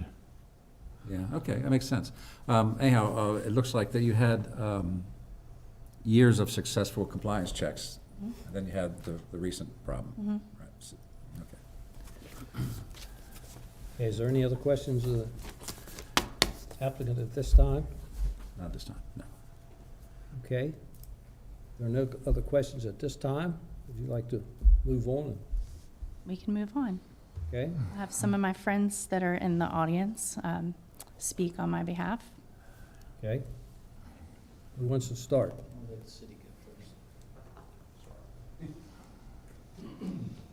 Good morning. My name is Jay Meashey. That's Meashey. Although many people may know me by my preferred name, Mish, I am the Economic Development Director for the City of Tawnytown and the Main Street Manager for Main Street Tawnytown. And although I'm here today in my professional capacity, I am also a resident of Tawnytown, living at 109 East Baltimore Street, just 2 blocks from the applicant's place of business. We support Ms. Elliott's application for a Class D beer and wine license at 27 East Baltimore Street in Tawnytown, and we further encourage the board to approve sales for off-premises consumption. The Finch Market concept brings a selection of gourmet groceries to downtown Tawnytown. Their offerings are beneficial both to Tawnytown residents and to our visitors, staying at establishments like Antrim 1844 Country House Hotel and George's on York Bed and Breakfast. Excuse me. We believe that offering a carefully curated selection of beer and wine will further benefit residents and visitors. We're also hopeful that the increased revenue will lead in due time to increased employment at the market. Although some in Tawnytown have a perception of there being too many outlets to access beer and wine, we are not concerned. Thunderhead Bowl and Grill, Cinco de Mayo, and Antrim 1844 are the only on-premises licensees in Tawnytown. We're also confident that the price point of Finch Market will prevent any potential abuse of the market as an outlet for alcohol sales. Finally, we have confidence in Ms. Elliott personally as the operator of a licensed establishment. On Small Business Saturday, we were pleasantly surprised to find the mayor of Sykesville in Tawnytown supporting Ms. Elliott. As you know, Market Tavern was previously located in Sykesville. That level of support from an elected official clearly communicates that Ms. Elliott is a businesswoman of good character and integrity. That impression was further cemented in an interview I had with her prior to this hearing. Thank you for your consideration, and I'm happy to answer any questions from the board or staff. You said 2 doors up from the fire department. So, do you have a mental picture of Tawnytown? Pardon? Do you have a mental picture of Baltimore Street? Yes, I do. Okay. So if you're looking at City Hall, 17 East Baltimore Street, and directly to the left, there is a parking lot. To the right, there's a red building, and then to the right of that is a brick building, and that is where Finch How far Market from is. the ice cream billboard is it? I would say 75 feet, maybe. Okay. Any other questions of this gentleman? Can I just get your name again? Yeah. My first name is Jay, J-A-Y, and my last name is Meashey, M-E-A-S-H-E-Y, and I can leave you with business cards if you would like. Okay, and your capacity with Tonytown is? Economic Development Director and Main Street Manager. I apologize. At the beginning, I was, for some reason, holding my breath as I spoke. Thank you. Thank you, sir. Next witness? Chris Tillman, Christopher Tillman, Tillman. I reside at 10 York Street in Tawnytown.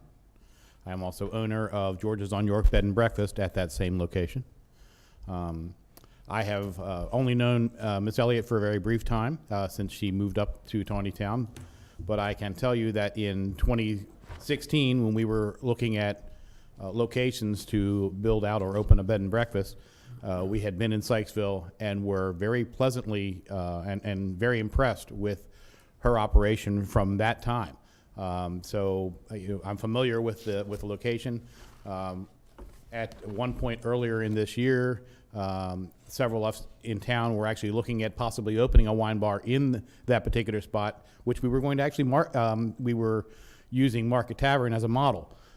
When Ms. Elliott became available to actually do what we were looking at doing, it became a no-brainer for us to say, hey, come do this here. It's great to have an experienced person opening that kind of a business as opposed to someone like me who would be coming in cold and learning everything as we go. So the business itself, will be very beneficial for Tawnytown. As you may or may not know, there's currently a bit of a retail resurgence in downtown Tawnytown, which Finch Market will be a huge part of. We need all of the draw that we can get.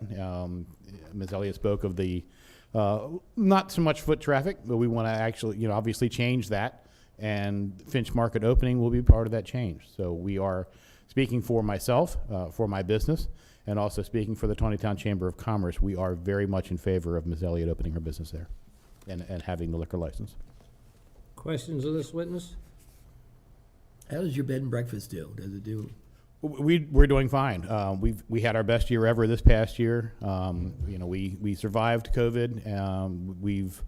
Our occupancy is continually increasing, and we were recently named the #1 bed and breakfast in the area by TripAdvisor. Good. That's great. And what is the name of the bed and breakfast again? George's on York Bed and Breakfast. George's what? George's on York. We're at 10 York Street. Thank you. What's in the old hotel now?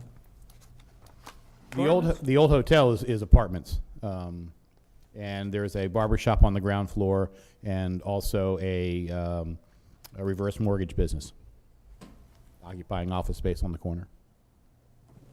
Any other questions, gentlemen? No. If not, thank you very much. Sir, you're next.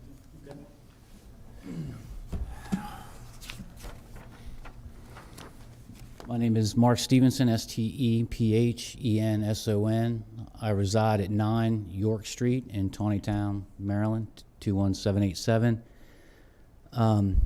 My wife and I bought the Ryan Dollar Estate 2 years ago this month with the intention of being a part of a downtown revitalization. We, in the past, have done projects like this in Easton, Maryland. We were part of the original Berlin surge over 20 years ago.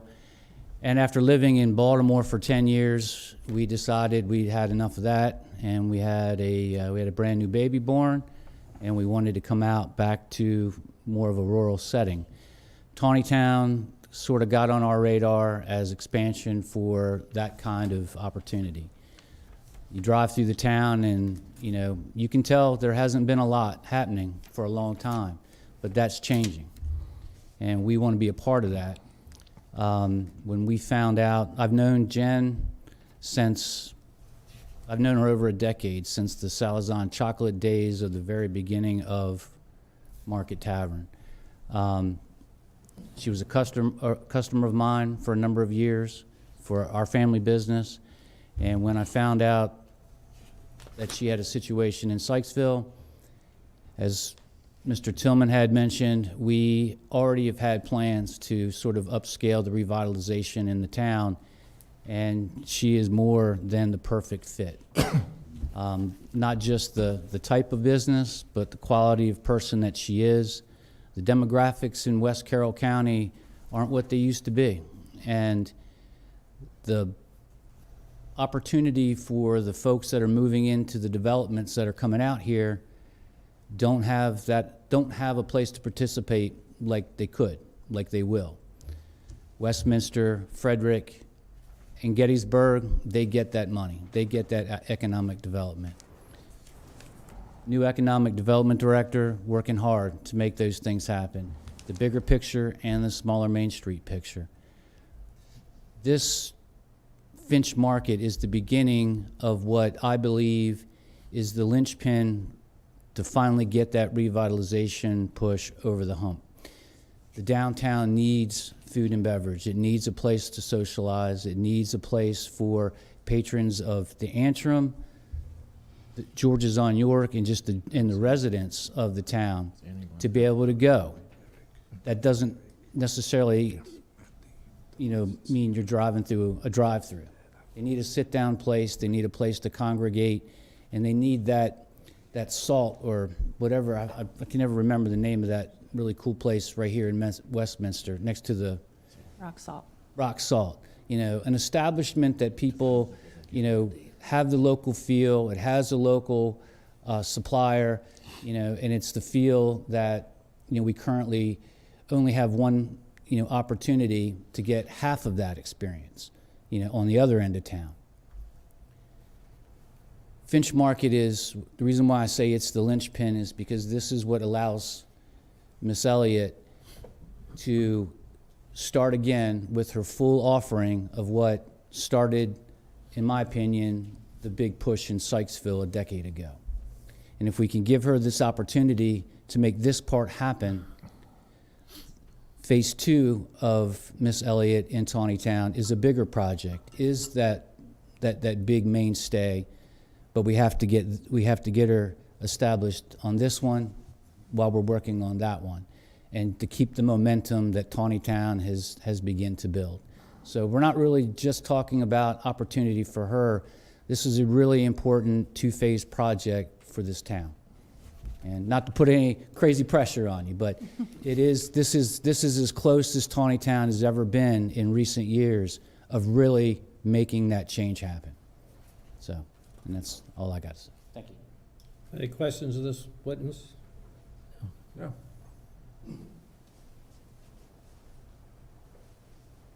You have anything else to say, Ms. Elliott? I'd just like to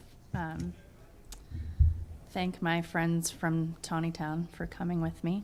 I've already started forging bonds with people as I did in Sykesville, so it feels good to have the support.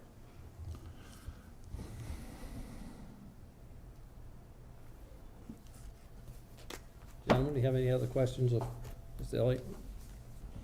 If I could ask an informational question, Mr. Chairman. Yes, ma'am.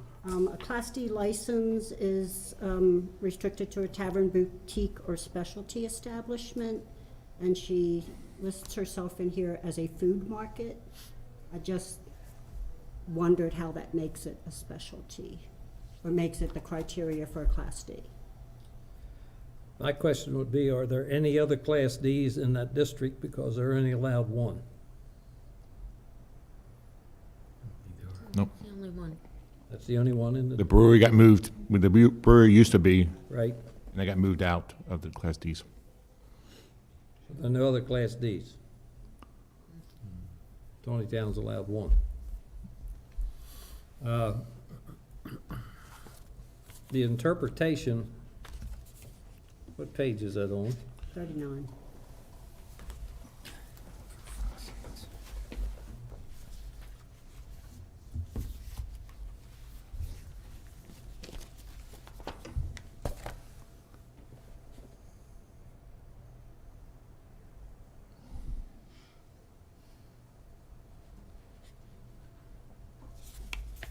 Mr. Chairman, if I might respond to the question. Yes, go ahead. I'm familiar with her previous enterprise, Market Tavern. I was a frequent visitor, and I always considered that to be a specialty boutique type of shop.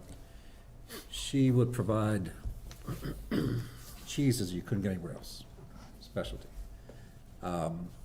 and spices you couldn't get anywhere else.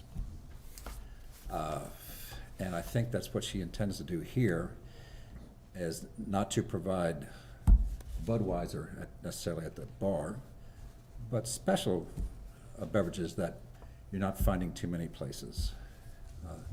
So if she's intending to follow the paradigm that she set at Market Tavern, I would consider that to be a specialty shop. Yes. Unique.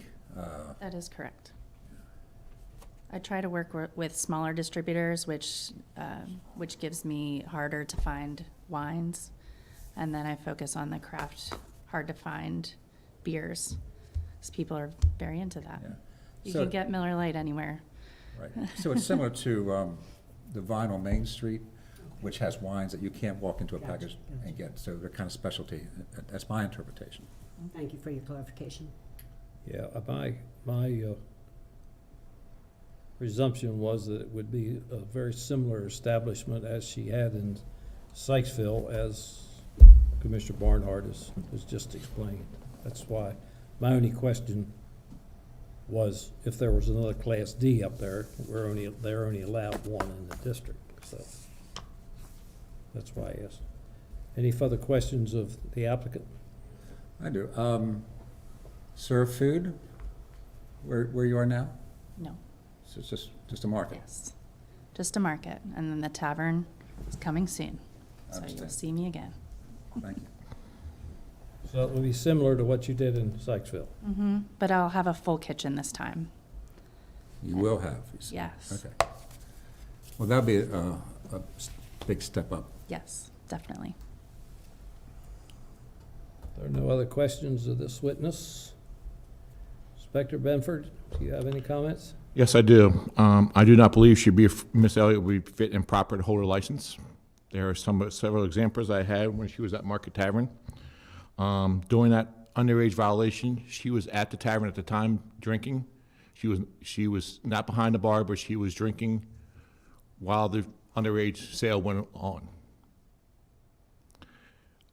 Other times, she's been drinking at the establishment also, not behind the bar, but at a table at Market Tavern. As an owner, she's always, my opinion, she's always working as an owner. Even though you're not there behind the bar serving something, you are working. This application that she almost didn't fill out completely and correctly, she also wrote 2 checks that bounced. She has made due on those checks, but she did write 2 checks that had to be redone with a cashier's check. Sykesville Police Chief contacted me when she was about ready to leave the tavern down in Sykesville. She made several comments about destroying property in that tavern. I did talk to her. She said they were just at the heat of the moment. But with having the Sykesville Police Chief have to call me to make sure nothing happens to the property that does not belong to her. Who was going to destroy property? Miss Elliott was. Elliott She threatened to destroy the bar and do other things to the property. What prompted that? What? You know what prompted that? My opinion was she was frustrated. She was being evicted, or maybe not evicted, but kicked out for past rent due. But that's my opinion. Okay. And who told you that? The police chief of Sykesville. So the police chief of Sykesville reported to you a threat? Yes. Did he hear the threat, or was it reported to him? It was reported to him. I was asked to, Who reported it to him? I do not know that. You don't know that? I don't recall him telling me that. During her testimony, she actually called this a grocery store. She testified this is going to be a grocery store. We don't we don't issue licenses to grocery stores. She never testified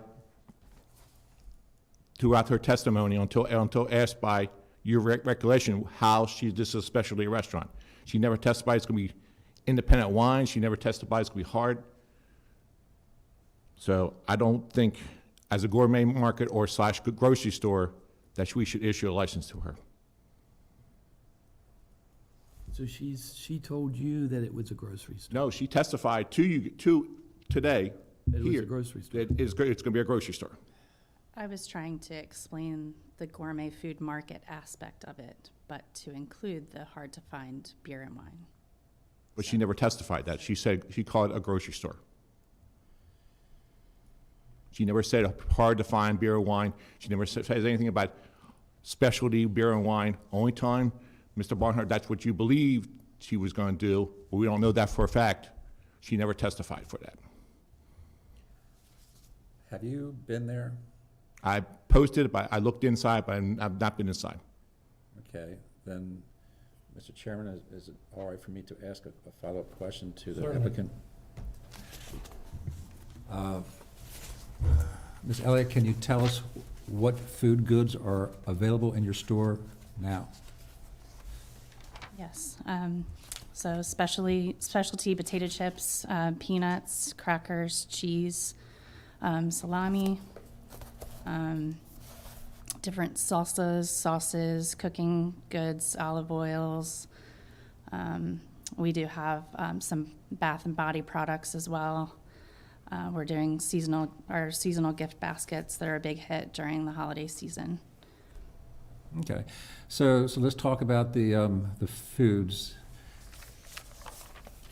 What brands are they that make them special, or are they foodstuffs that you cannot find anywhere else in Tonytown, for instance? Cannot find them at a normal grocery store. So Route 11 chips, so down in Harrisonburg, Virginia is a big seller. Virginia Diner peanuts. I work with a pickle company up in Pennsylvania called Crisp & Co. So they do pickled, normal pickles, and then pickled green beans and mushrooms, Brussels sprouts, that kind of fun stuff. So they're kind of local? Mm-hmm. I try to grab from all of the local businesses that I can, because I know what it's like to be a small business owner. Tell us about the cheeses. So cheeses are coming from South Mountain Creamery. So there's nobody in town currently that's supporting that local business. And then just from my Market Tavern experience, very into some of the hard to find European cheeses. So not something you're going to get at Safeway or Food Lion. Right. So are you carrying Utz products? I'm sorry? Do you carry Utz products? No. Mr. Chairman, may I re-up my questioning to the character witnesses? Yes, sir. Would either of you gentlemen want to address this board as to the kind of foods that are found inside of Finch, and to tell us why, if you do feel this way, why they are special in Tonytown? Or if they're not, tell us why they're not. State your name again, please. It's Mark Stevenson, Stephenson.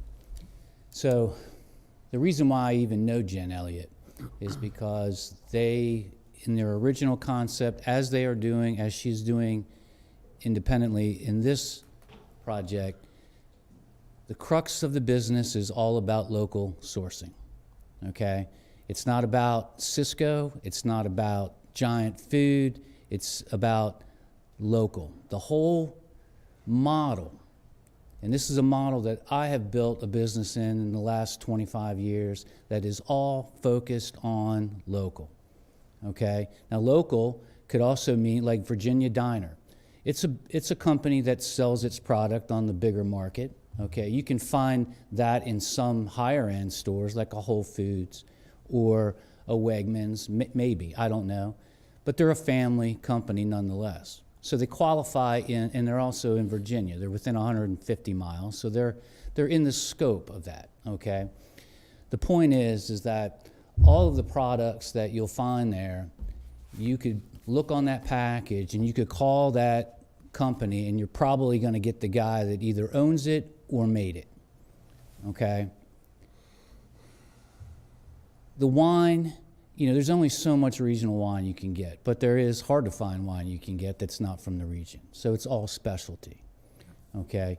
There's nothing, in fact, what she's basically doing and what we're helping her do is we're helping her take her original concept when it started in its smallest form on Main Street in Sykesville, and we're putting it on steroids because we can put that market in a much bigger space as a separate entity while we work on the next phase. And I also want to make a comment. You didn't ask it specifically, but I just feel like this needs to be addressed, okay? If any of you guys are in business or have been in a business or closed a business or whatever, the last couple of years put a lot of really well-established businesses out of business, okay? And you add some cancer and a divorce and a tough situation in a town where real estate is owned by maybe one or two people. And then somebody gets the idea that they just want to do their thing in your space because you've been so successful. You're probably going to be pushed to a point where the bank account gets a little bit low. Okay? I think it's really unbecoming of somebody in a public capacity to not have a little bit of compassion for what business has been through, particularly small business in the last 3 or 4 years. There are businesses that are bigger than her that closed this year. I believe in her, and I believe in her model, and I know what it did for that town. And I want to do it the same thing in my town. You're not going to have any problem with her compliance. Her finances are really none of his concern or anyone's. It's of hers. And if she can't run a business, she won't last very long. But she lasted more than a decade in a town that had nothing when she started. Local, yes. Regional, yes. Specialty, yes. And I'll also invite each and every one of you, especially these two, if they haven't been in the building that she's going to occupy, before you comment on it, come up and see it. Thank you. Unless you have anything else for me. Any questions, Dylan? Did you say you were from Easton? No, I'm from Salisbury, but we did a project in Easton, as a matter of fact, in a very similar time. We were part of a revamp of the original Market House in the downtown historic district, and it took us 2 years to get it built, and just as soon as we pulled the trigger, then, you know, the housing crisis happened. It didn't kill the business, but some of the businesses that we were recruiting and partnering to be in that project had to step away from it. You know, that building currently, I'm not sure what's really happening with it now, but the point is that you win some, you lose some, you know, and it's not always it's always on the back of the small guy, but the tide always gets started in the much bigger ocean. And you know, How long have you been in Tawnytown? I've been in Tawnytown. It'll be 2 years this month. We moved in on the very last day of December in 2019, or I guess, yeah, 2019. And we bought the Rheindaler property at 9 York the same year. Of course, there's a lot of renovations going on in that building. But we took the historic carriage house, and we have an small event space that we offer back there. We do a lot of private parties and some, you know, we do a maker's market once a month that is designed to recruit crafters and makers of whatever, give them a place to sell, get seen, and then we find out where those businesses are in, you know, is it a hobby? Are you serious about it? Do you have a product that you can really market? and then we plug them in with the businesses on Main Street. We also have number 1 York Street, or number 1 Frederick Street. We don't own the building, we rent the first floor and the basement. We have a South Mountain Creamery-based ice cream counter and a coffee counter that we've built out that's going in the front. And then in the center space, we've incubated a crafter who has, you know, a business model to help sell other crafters' stuff. Kind of like the Heart Made Collaborative here. They work together with those girls in Tawnytown. So I've given her that space for 6 months, no rent, to give her the opportunity to get established so we can get things moving so things last on Main Street. So we're doing things creative out there, and they don't look necessarily conventional, okay? But we're looking at the long term. I don't care about the short-term turns anymore. This is a big project, and there's a big push, and I'm not the only one. This was set in motion before I got there. I just happened to be enough weight to finally get the rock off the hill. That's in the old Chinese restaurant on the square. So Market Tavern will be going into the old Chinese restaurant. Her full restaurant tavern will be in that building. We haven't approached that building yet because we're still in the build-out phase. We're still trying to we're working with the owners of that building to get the floor plan laid, and then we'll start working on that. The So goal, she'll be back here for a change of location then? No. Finch Market, second we are location. setting up as a standalone concept. What's in Calvin Amos's building on the other corner? Say that again? Calvin Amos used to own the other corner, which would be the northwest corner. What's there? A dance studio? The dance studio is still there, yes. What's on the other corner? There's been numerous establishments on That's the other mine. corner. That's me. That's coffee, ice cream, and a retail incubator space that right now is like, you know, wreaths and kitchen stuff and more of the ladies type stuff, you know, that kind of thing. That's the incubator space in there. So the square basically is full. We just have to get it all built now. So, I'm sorry, did you testify that you own the building where she is now? no, Okay. I do not. I own one house, He needs on the and then I rent the storefronts in at number 1 Frederick. Okay. And we have a carriage house business that is on our property, on our personal property. It is zone commercial though, the whole property is. Okay, Okay. thank you. If you don't mind, Mr. Chairman, once again, I am Jay Meashey, Meashey, and I work 2 doors down from Finch Market, and I can answer the question about specifically what they carry, because every time I swipe my card there, I get an emailed receipt. The Crispery makes Rice Krispie treats, although at $6 for one, it's a little bit different than a conventional one.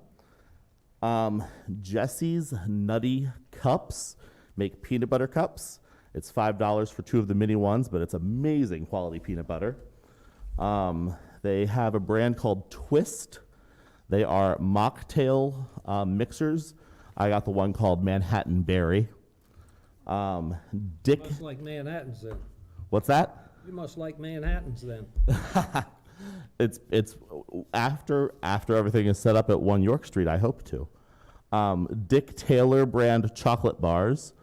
I got one in the orange bourbon pecan dark flavor. A pocket latte. It's a wonderful little chocolate bar that has as much caffeine as a whole cup of coffee.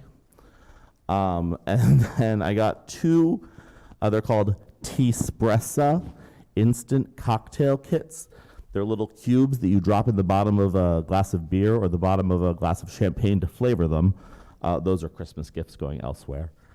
But I hope that will help you a little bit with the sort of specialty and hard-to-find brands. Do you feel these are specialty items? I do. In Tawnytown, we have a Kenny's and a Food Lion, and I'm confident that none of those items are there. Oh, also, I used to live in State College, Pennsylvania for 20 years, where there is a Tate Farm that makes their own jams. And I walked into to Finch Tavern, and she has Tate Farm jam from Central Pennsylvania. And I probably can't find that anywhere else in all of Maryland. Thank you, sir. Gentlemen, do you have any other questions of anybody? Not at this time. I'm inclined to make a motion for us to briefly adjourn. Yes, I agree. I'll second that. Go ahead. Mr. Chairman, I make a motion Legal that, advice. that we briefly adjourn for legal advice in this matter. I'll second that. Motion's been properly made and seconded that we adjourn for legal advice. Is there any further discussion on the motion? No. All those in favor signify by saying aye. Aye. Opposed, no. The ayes have it. We will adjourn for legal advice.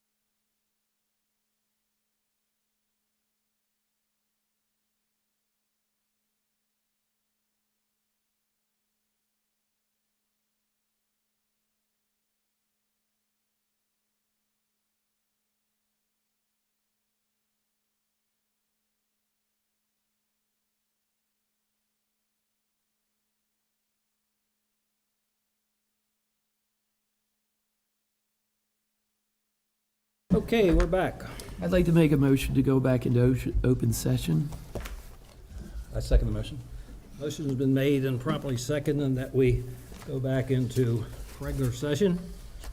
Any further discussion on the motion? No. All those in favor signify by saying aye. Aye. Opposed, no. So ordered. Gentlemen, our adjournment was to receive legal information, and we are now back in open session. Mr. Chairman, I would like to, at this time, make a motion to table this application to allow the applicant time to document our file with the current corporate ownership, okay, indicating that you're a 100% owner of Market Tavern LLC. And ostensibly, that's done, but we need to get it. But importantly, you also need to get a new resident agent. It's important to the board that the resident agent have a working relationship with the licensee. So I'm making a motion to table your application to allow you to get the documentation to us that we're asking for. And if it's done promptly, it can be set on our agenda for the next hearing in January. And we can address the application at that time. That's my motion, Mr. Chairman. Is there a second on the motion? Second that? Any further discussion on the motion? No. All those in favor signify by saying aye. Aye. Opposed, no. So ordered. Ms. Elliott, the motion that you heard is necessary information as soon as possible, hopefully within 25 to 30 days at the most, so they can be placed on the February docket. January. Or January, I'm sorry. Hell, I keep thinking we're in January now. 2022 is not here. Over. You understand what you need to do? I do. Okay. We'll look forward to seeing you get that information in to complete the application, and hopefully you get it in plenty of time that it can be on our January 18th docket. Okay? Thank you. In the meantime, happy holidays and best wishes for a lot of holiday sales. Thank you. With that, we need for They were approved, The 1145 case. and they're coming No, in no. asking. You have 15 minutes. Okay, and that's this one. you all are excused. I'm waiting for Mr. Allman. This time I'd like to ask our attorney, Mr. Allman, if he'll call case 6424. Okay, 1 second, Mr. Chair.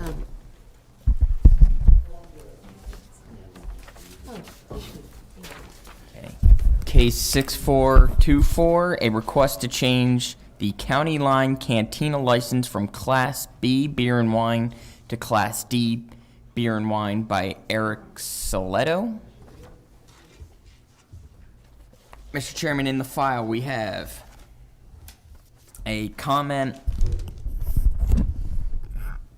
letter from the Carroll County Health Department that the above referenced establishment does meet the requirements of that office. We have a letter from Joe Vance. Enclosed is the decision of this board from case 6424 on November 9th, 2022.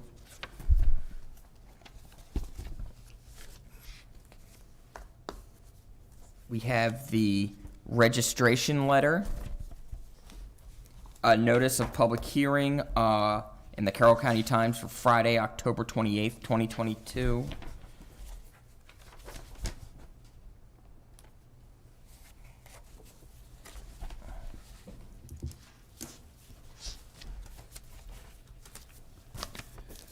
Comment memos from Tom Harris, the Department of Permits, above referenced, does meet the requirements of this office.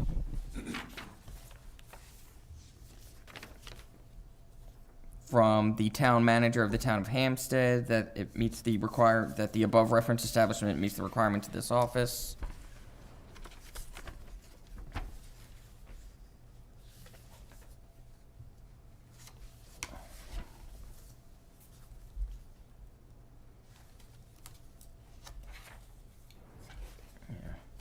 We have an application.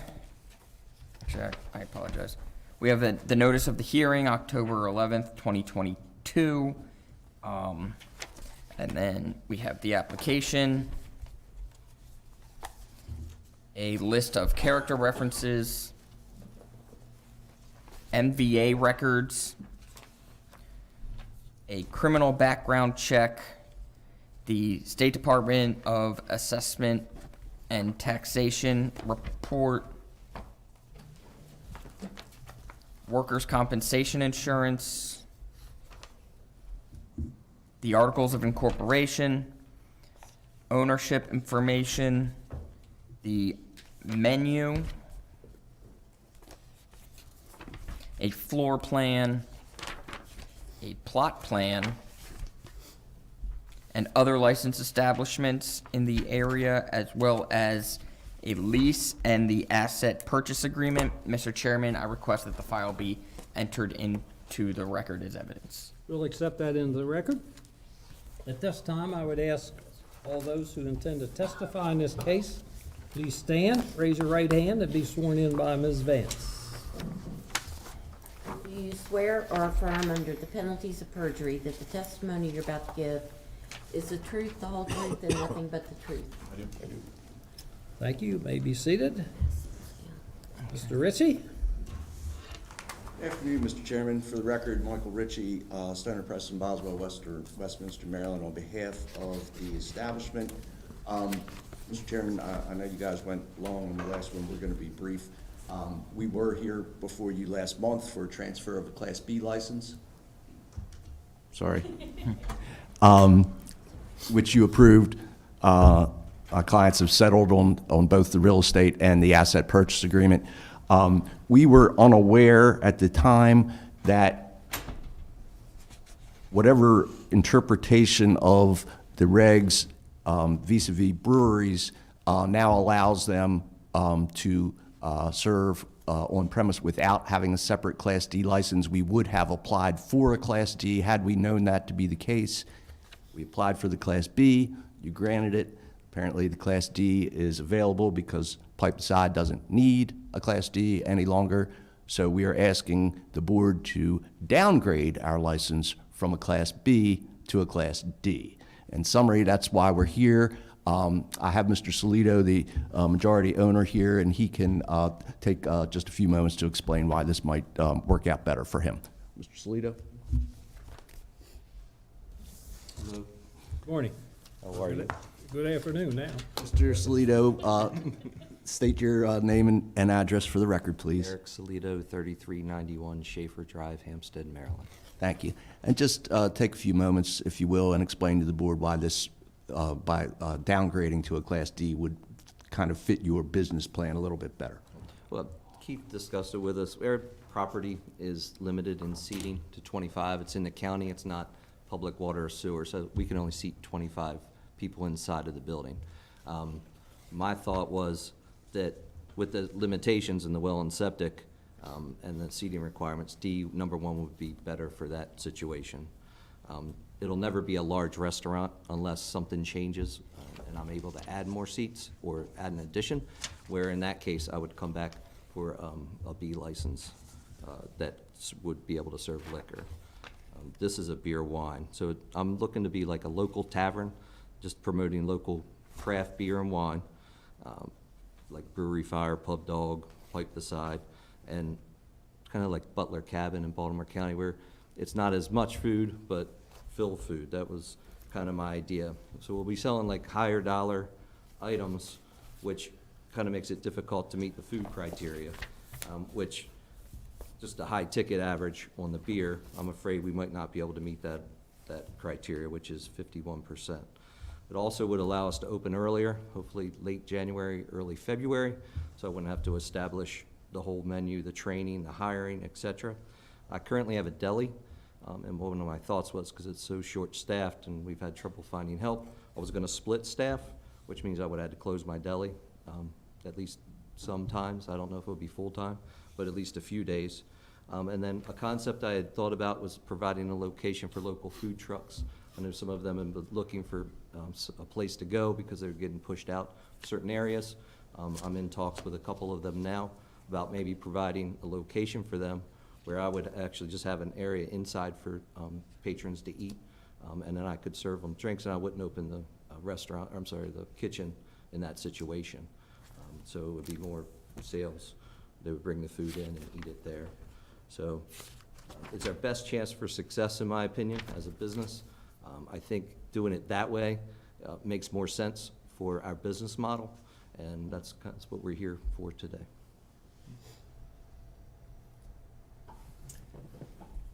May I ask you a question? Sure. Are you changing the menu that we have in our file? So my thought was to grow into the menu as the customers, from my experience, I've found that not all of my ideas work. But what I thought about was coming up with a basic menu when we did open. It would have those items or a number of those items in it when we did open. Chicken fingers, wings, burgers, what's on there. But I wouldn't carry that full menu all the time. You know, Right, I'm sorry. I'm sorry, so when you open, if you open under a Class D, your menu would be a subset of this, maybe? Yes, sir. Is And, what you're thinking? and I'm sorry I didn't explain this. One of the gentlemen who was looking at was thinking about doing something early afternoon. One of the requirements for the B is 5 days a week, 2 meals a day. I might only open for dinner. They might do lunch, and then I might open for dinner, depending on how it all works. And again, I'm going into this, it's just risk. I figured I'd take a shot at it. I want to do whatever works for that location. Right, and you're talking about having food trucks. I'm hoping to, yes, sir. And can you refresh my memory, what are you doing right now? Are you open? No. Okay. And when do you expect to be open? It depends. If I get the downgrade, I could probably get something open late January, early February. If I have to commit to the full menu, training, staffing, all of that, probably not till March or April. Okay. And you would classify County Line Cantina as a tavern? Yeah, and there was Market Tavern I saw in Sykesville, Butler Cabin. It's just kind of like a local tavern that, and again, my focus is going to be, just purchased a draft system for the location to push beers from the area that maybe, a great example is Brewery Fire. I love their stuff, have a good working relationship with them, but they're in Tawnytown. It exposes, which is northwest.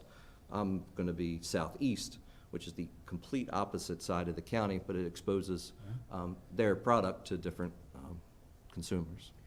And in addition to being, in your mind, a tavern, would you be a specialty shop? That's what I'm looking to do, yep, promote. Specialty as far as the product that you... I do a lot of draft-only stuff. That's my goal, because a lot of the stuff they don't can or put in 6-packs or 4-packs. A lot of it's draft-only, so it's only available out of a tap system. So I would apply for a Crowler system, or a Crowler license, I'm sorry, buy a Crowler system, and then, yeah, that's kind of my target and my focus. Okay, thank you. Ms. Vance? How many Ds is in Hampstead now? One. Linen and Lace Tea Room, now it's called a Green Tea. That's the only one? That's the only one. Hampstead District? That's in Hampstead, yes. Yes, it's, Green Tea Room or something. Green Leaf, maybe? Green Leaf. Leaf Juice Bar or something, yeah. I like Linen and Lace Yes, Tea it's Room. Pipe Aside. Please. Pipe Aside went to the brewery D. There's one available. Two total. So this was a slick way of getting it. I think it was, there's 3. I think Rollman had one, didn't they? No. That's state. Okay, I'm sorry. I thought there was 3 available. I guess I'm wrong. Is Maze on Green? He's on Green was a B, I believe. Okay. Any questions, gentlemen? So you'll just be sticking to beer and wine then? Correct, no liquor. Class B has to be a restaurant, right? Yes. And that's what you applied, that's what we issued, Correct. based upon those requirements. Yes, sir. Now you want to downgrade it within 30 days to a Class D. Well, because we were unaware that the D was available. I believe County Line wanted to apply for a D, but there were none available when they came, if I'm not mistaken. I think That's Mike was my yes, recollection. was So involved the in that. advantage to you downgrading to a D is going to be your hours of operation. Is that your main reason? That, labor is another one. And again, the idea of the food truck thing, I love, and that's something I want to take a shot at. And I think in that situation, they are the kitchen, which would enable me to, facilitate a location for the food trucks. And then if somebody wanted to eat inside, then I can accommodate them. But that's not necessary for me to open the kitchen at that point in time. So what are you going to do, just use food trucks, or are you going to? No, open- are you no, going to my open the intent is kitchen? to eventually grow it, and then hopefully I'll be back to you in a couple of years and asking for Would be- an upgrade. Yes, I apologize for the.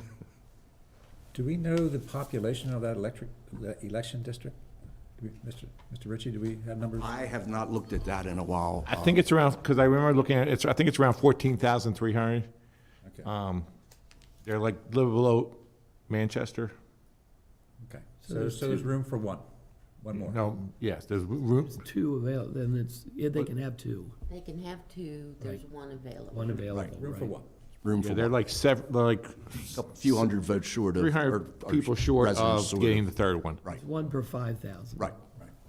So it's not over 15? I thought it was over 15. No, I do believe. Gotcha. We just got figures. I could be wrong, but yeah. Not too long ago. Yeah, We the just got census. figures, the Yeah. census figures within the Not too past long ago. I get a monthly 60 months, or 60 thing months, 60 from days. planning. Yeah, we have them upstairs in the office. I mean, It's you not an want- issue here. Right, there's clearly one available. yes. Yeah, okay. Any other I read questions? wrong. Yeah, I think you're higher than 15. For this witness? I have nothing further of this witness, Mr. Chairman. Nothing else has changed since last month when you approved the application for them to be. So he's still fit and proper and all the other We, stuff? we certainly hope so, Mr. Chairman. Nothing's changed. Nothing changed in 30 days. No. I don't have anything further of Mr. Salito. You want to move on? Mr. Chairman, that's all I have. I don't think I need to put anything else or anyone else on. The character reference from last month is here if you want to hear from her again, but nothing else has changed in that regard. I would summarize by saying you've already approved the application for the Class B. We're requesting a downgrade, which is not all that common, but it would fit Mr. Salito's business plan a little bit better, and we request that you consider that application as amended. Well, she didn't say nothing bad about him last time, so unless she's changed her mind. She wouldn't be here, you wouldn't think. I wouldn't think, no. I got a question. You're not the licensee. Correct. Licensee is You might here. want to ask the licensee if he's, Absolutely. yeah, wants to do it. Salito, you can stand down. What do I want to ask him? Tell me again. The licensee wants to do it. He agrees to it. Neil, can you state your name and address for the record, please? Yes, Neil Troutman, 808 Trapper Court, Hampstead, Maryland. And you are the recently approved resident licensee for the County Line Cantina as of last month, is that correct? Correct. You've heard my statement, you've heard Mr. Salito testify as to why we're requesting the downgrade. Do you agree with that request? Yes, I do. I do see that it fits there, what we're trying to do better. Less hours you have to work. Nothing further, Mr. Chairman. Any questions of the licensee? Hearing none, thank you very much for that long dissertation.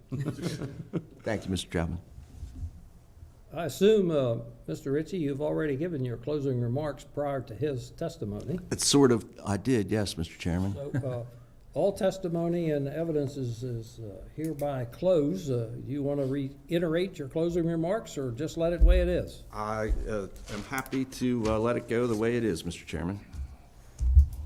Victor, you have any final comments? I have no other comments. Hearing none, testimony and evidence is presented and closed. We will deliberate on the validity of this application. Gentlemen, comments, questions, motions? Well, Mr. Chairman, the testimony, I think, clearly shows that it would be advantageous to the owner, Mr. Saletto, and consequently to the licensee, to have the application granted to downgrade to a Class D.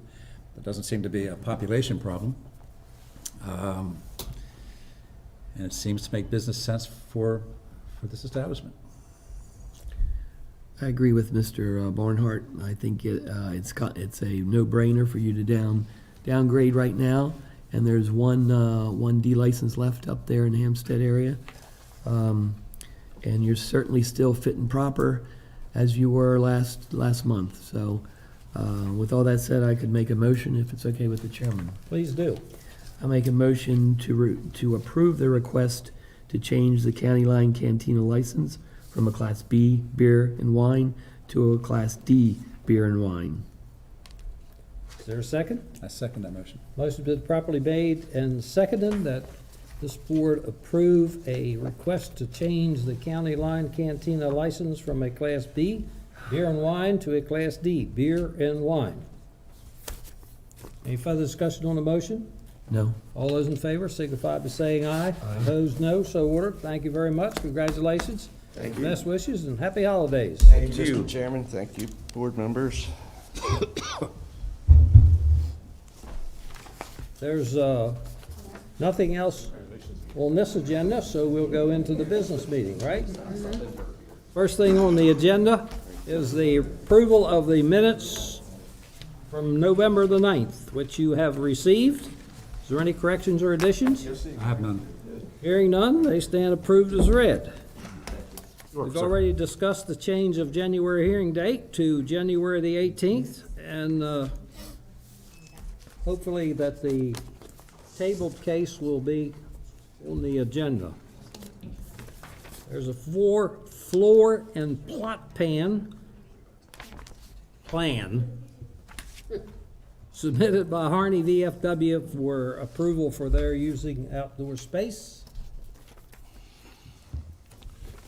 A while ago, we made a request to have all the VFWs and American Legions and all the clubs, if they're going to use outdoor seating, their outdoor seating area, get it pre-approved so we don't have to come every month. So far, Harney VFW's the only one has submitted plans, so we can just approve it, so next time they have an outdoor event, they don't need to have prior board approval. I'm familiar with the area up there. I have no objections. I don't either. I don't know. Nice plans, though. No objections? Nope. Nope. Discussion of closure of Nook Cafe and Restaurant. Is that the old place from the post office? No? No, that's down the Mount Airy, that used to be the Quare Ridge. Oh, okay. Ridge Inn, Quare Ridge Inn. Brick Ridge. Brick Ridge, Quail Quare Ridge, Ridge. and then Brick Yeah, Ridge. something. It was Quare Ridge before Brick Ridge. Jim Pullen did a compliance check down there last week, and they failed.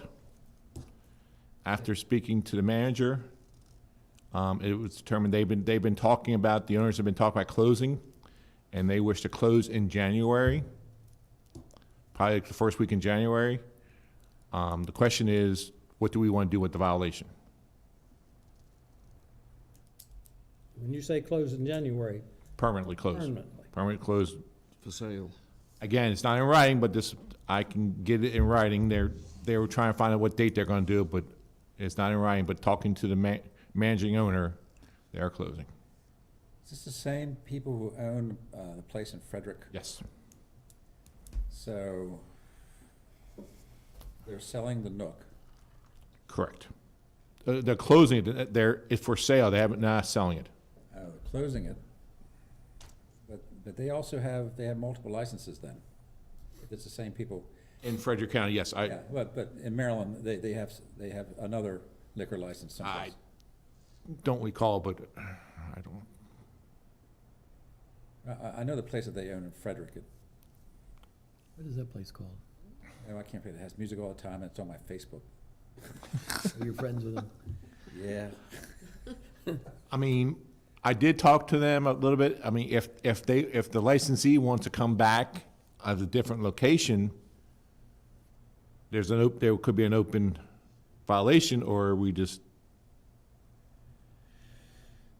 they admit selling to the underage. Oh, yeah, It was no one else there.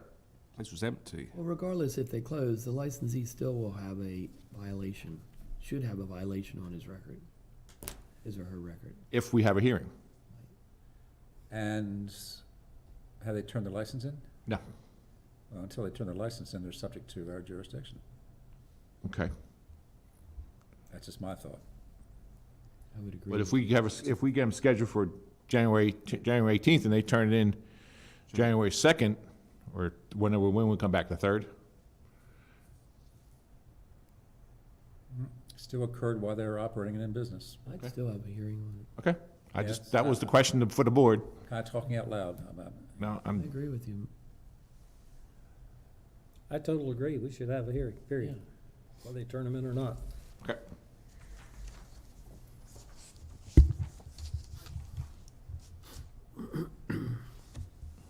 Okay, the next scheduled item is appearance by Brad Boff, Pete Priola, He's going. Mr. and Mrs. Alban. Have decided not to do the management agreement, and so they left. Okay. They said if you need a letter stating that, they'll be happy to send one. So they still operating? Yes, on the Pete Polower's license. Well, and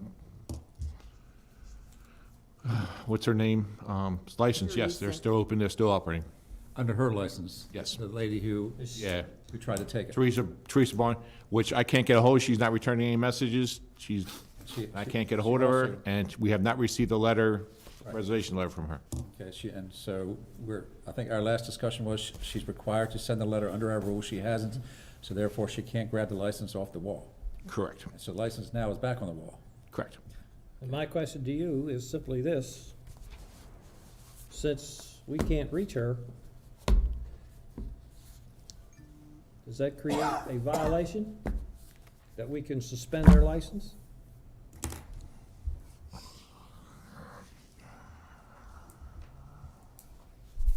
Good question. I don't think it does. Maybe not an enumerated violation, but certainly. But Why? I mean, we haven't sent a written letter. We did send a written letter. We did I send. thought we did send her. We sent a, we, Supposed to send her a written letter. yes, I actually was supposed to hand deliver. I could not get a hold, couldn't meet at the same time, so I emailed the letter to her. She responded, she received the email. But we have not, since that email, I have not talked to her. But if we do anything with the license that's adverse to her, it would be adverse to. Pete Parola. Establishment. To the gentleman who's trying to keep it afloat. And I do have an application for the people who are buying it. Oh. They're scheduled for January 18th. Okay. So he's still operating it, basically, the way it was. Mm-hmm. And they're on the schedule for January 18th. Mm-hmm. Well, they also had some violations for the permits office, but we'll discuss that one. Okay, so they left, so there's nothing. My thought is let it roll as it is, and we'll see them the 18th, and there'll be an update of the status on many fronts, I guess. I don't want to hurt the gentleman who's trying to let go of it,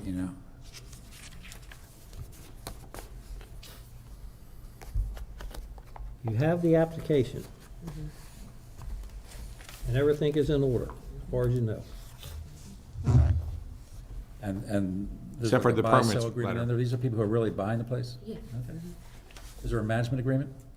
That was, we were supposed to In the discuss. file. That's right, okay, yeah, all right. Okay. And we've already heard from Glory Days Grill. I have nothing else on this agenda. Is there anything to be added? Last minute? Any comments, questions, or anything?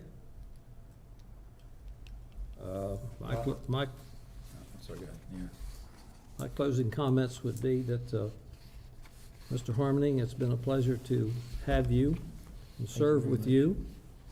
It's my understanding that we will have a new member, permanent member for the board, and that you will be leaving the board, and we certainly appreciate your service, Thank you very much. contributions, and I enjoyed serving, and we'll miss you.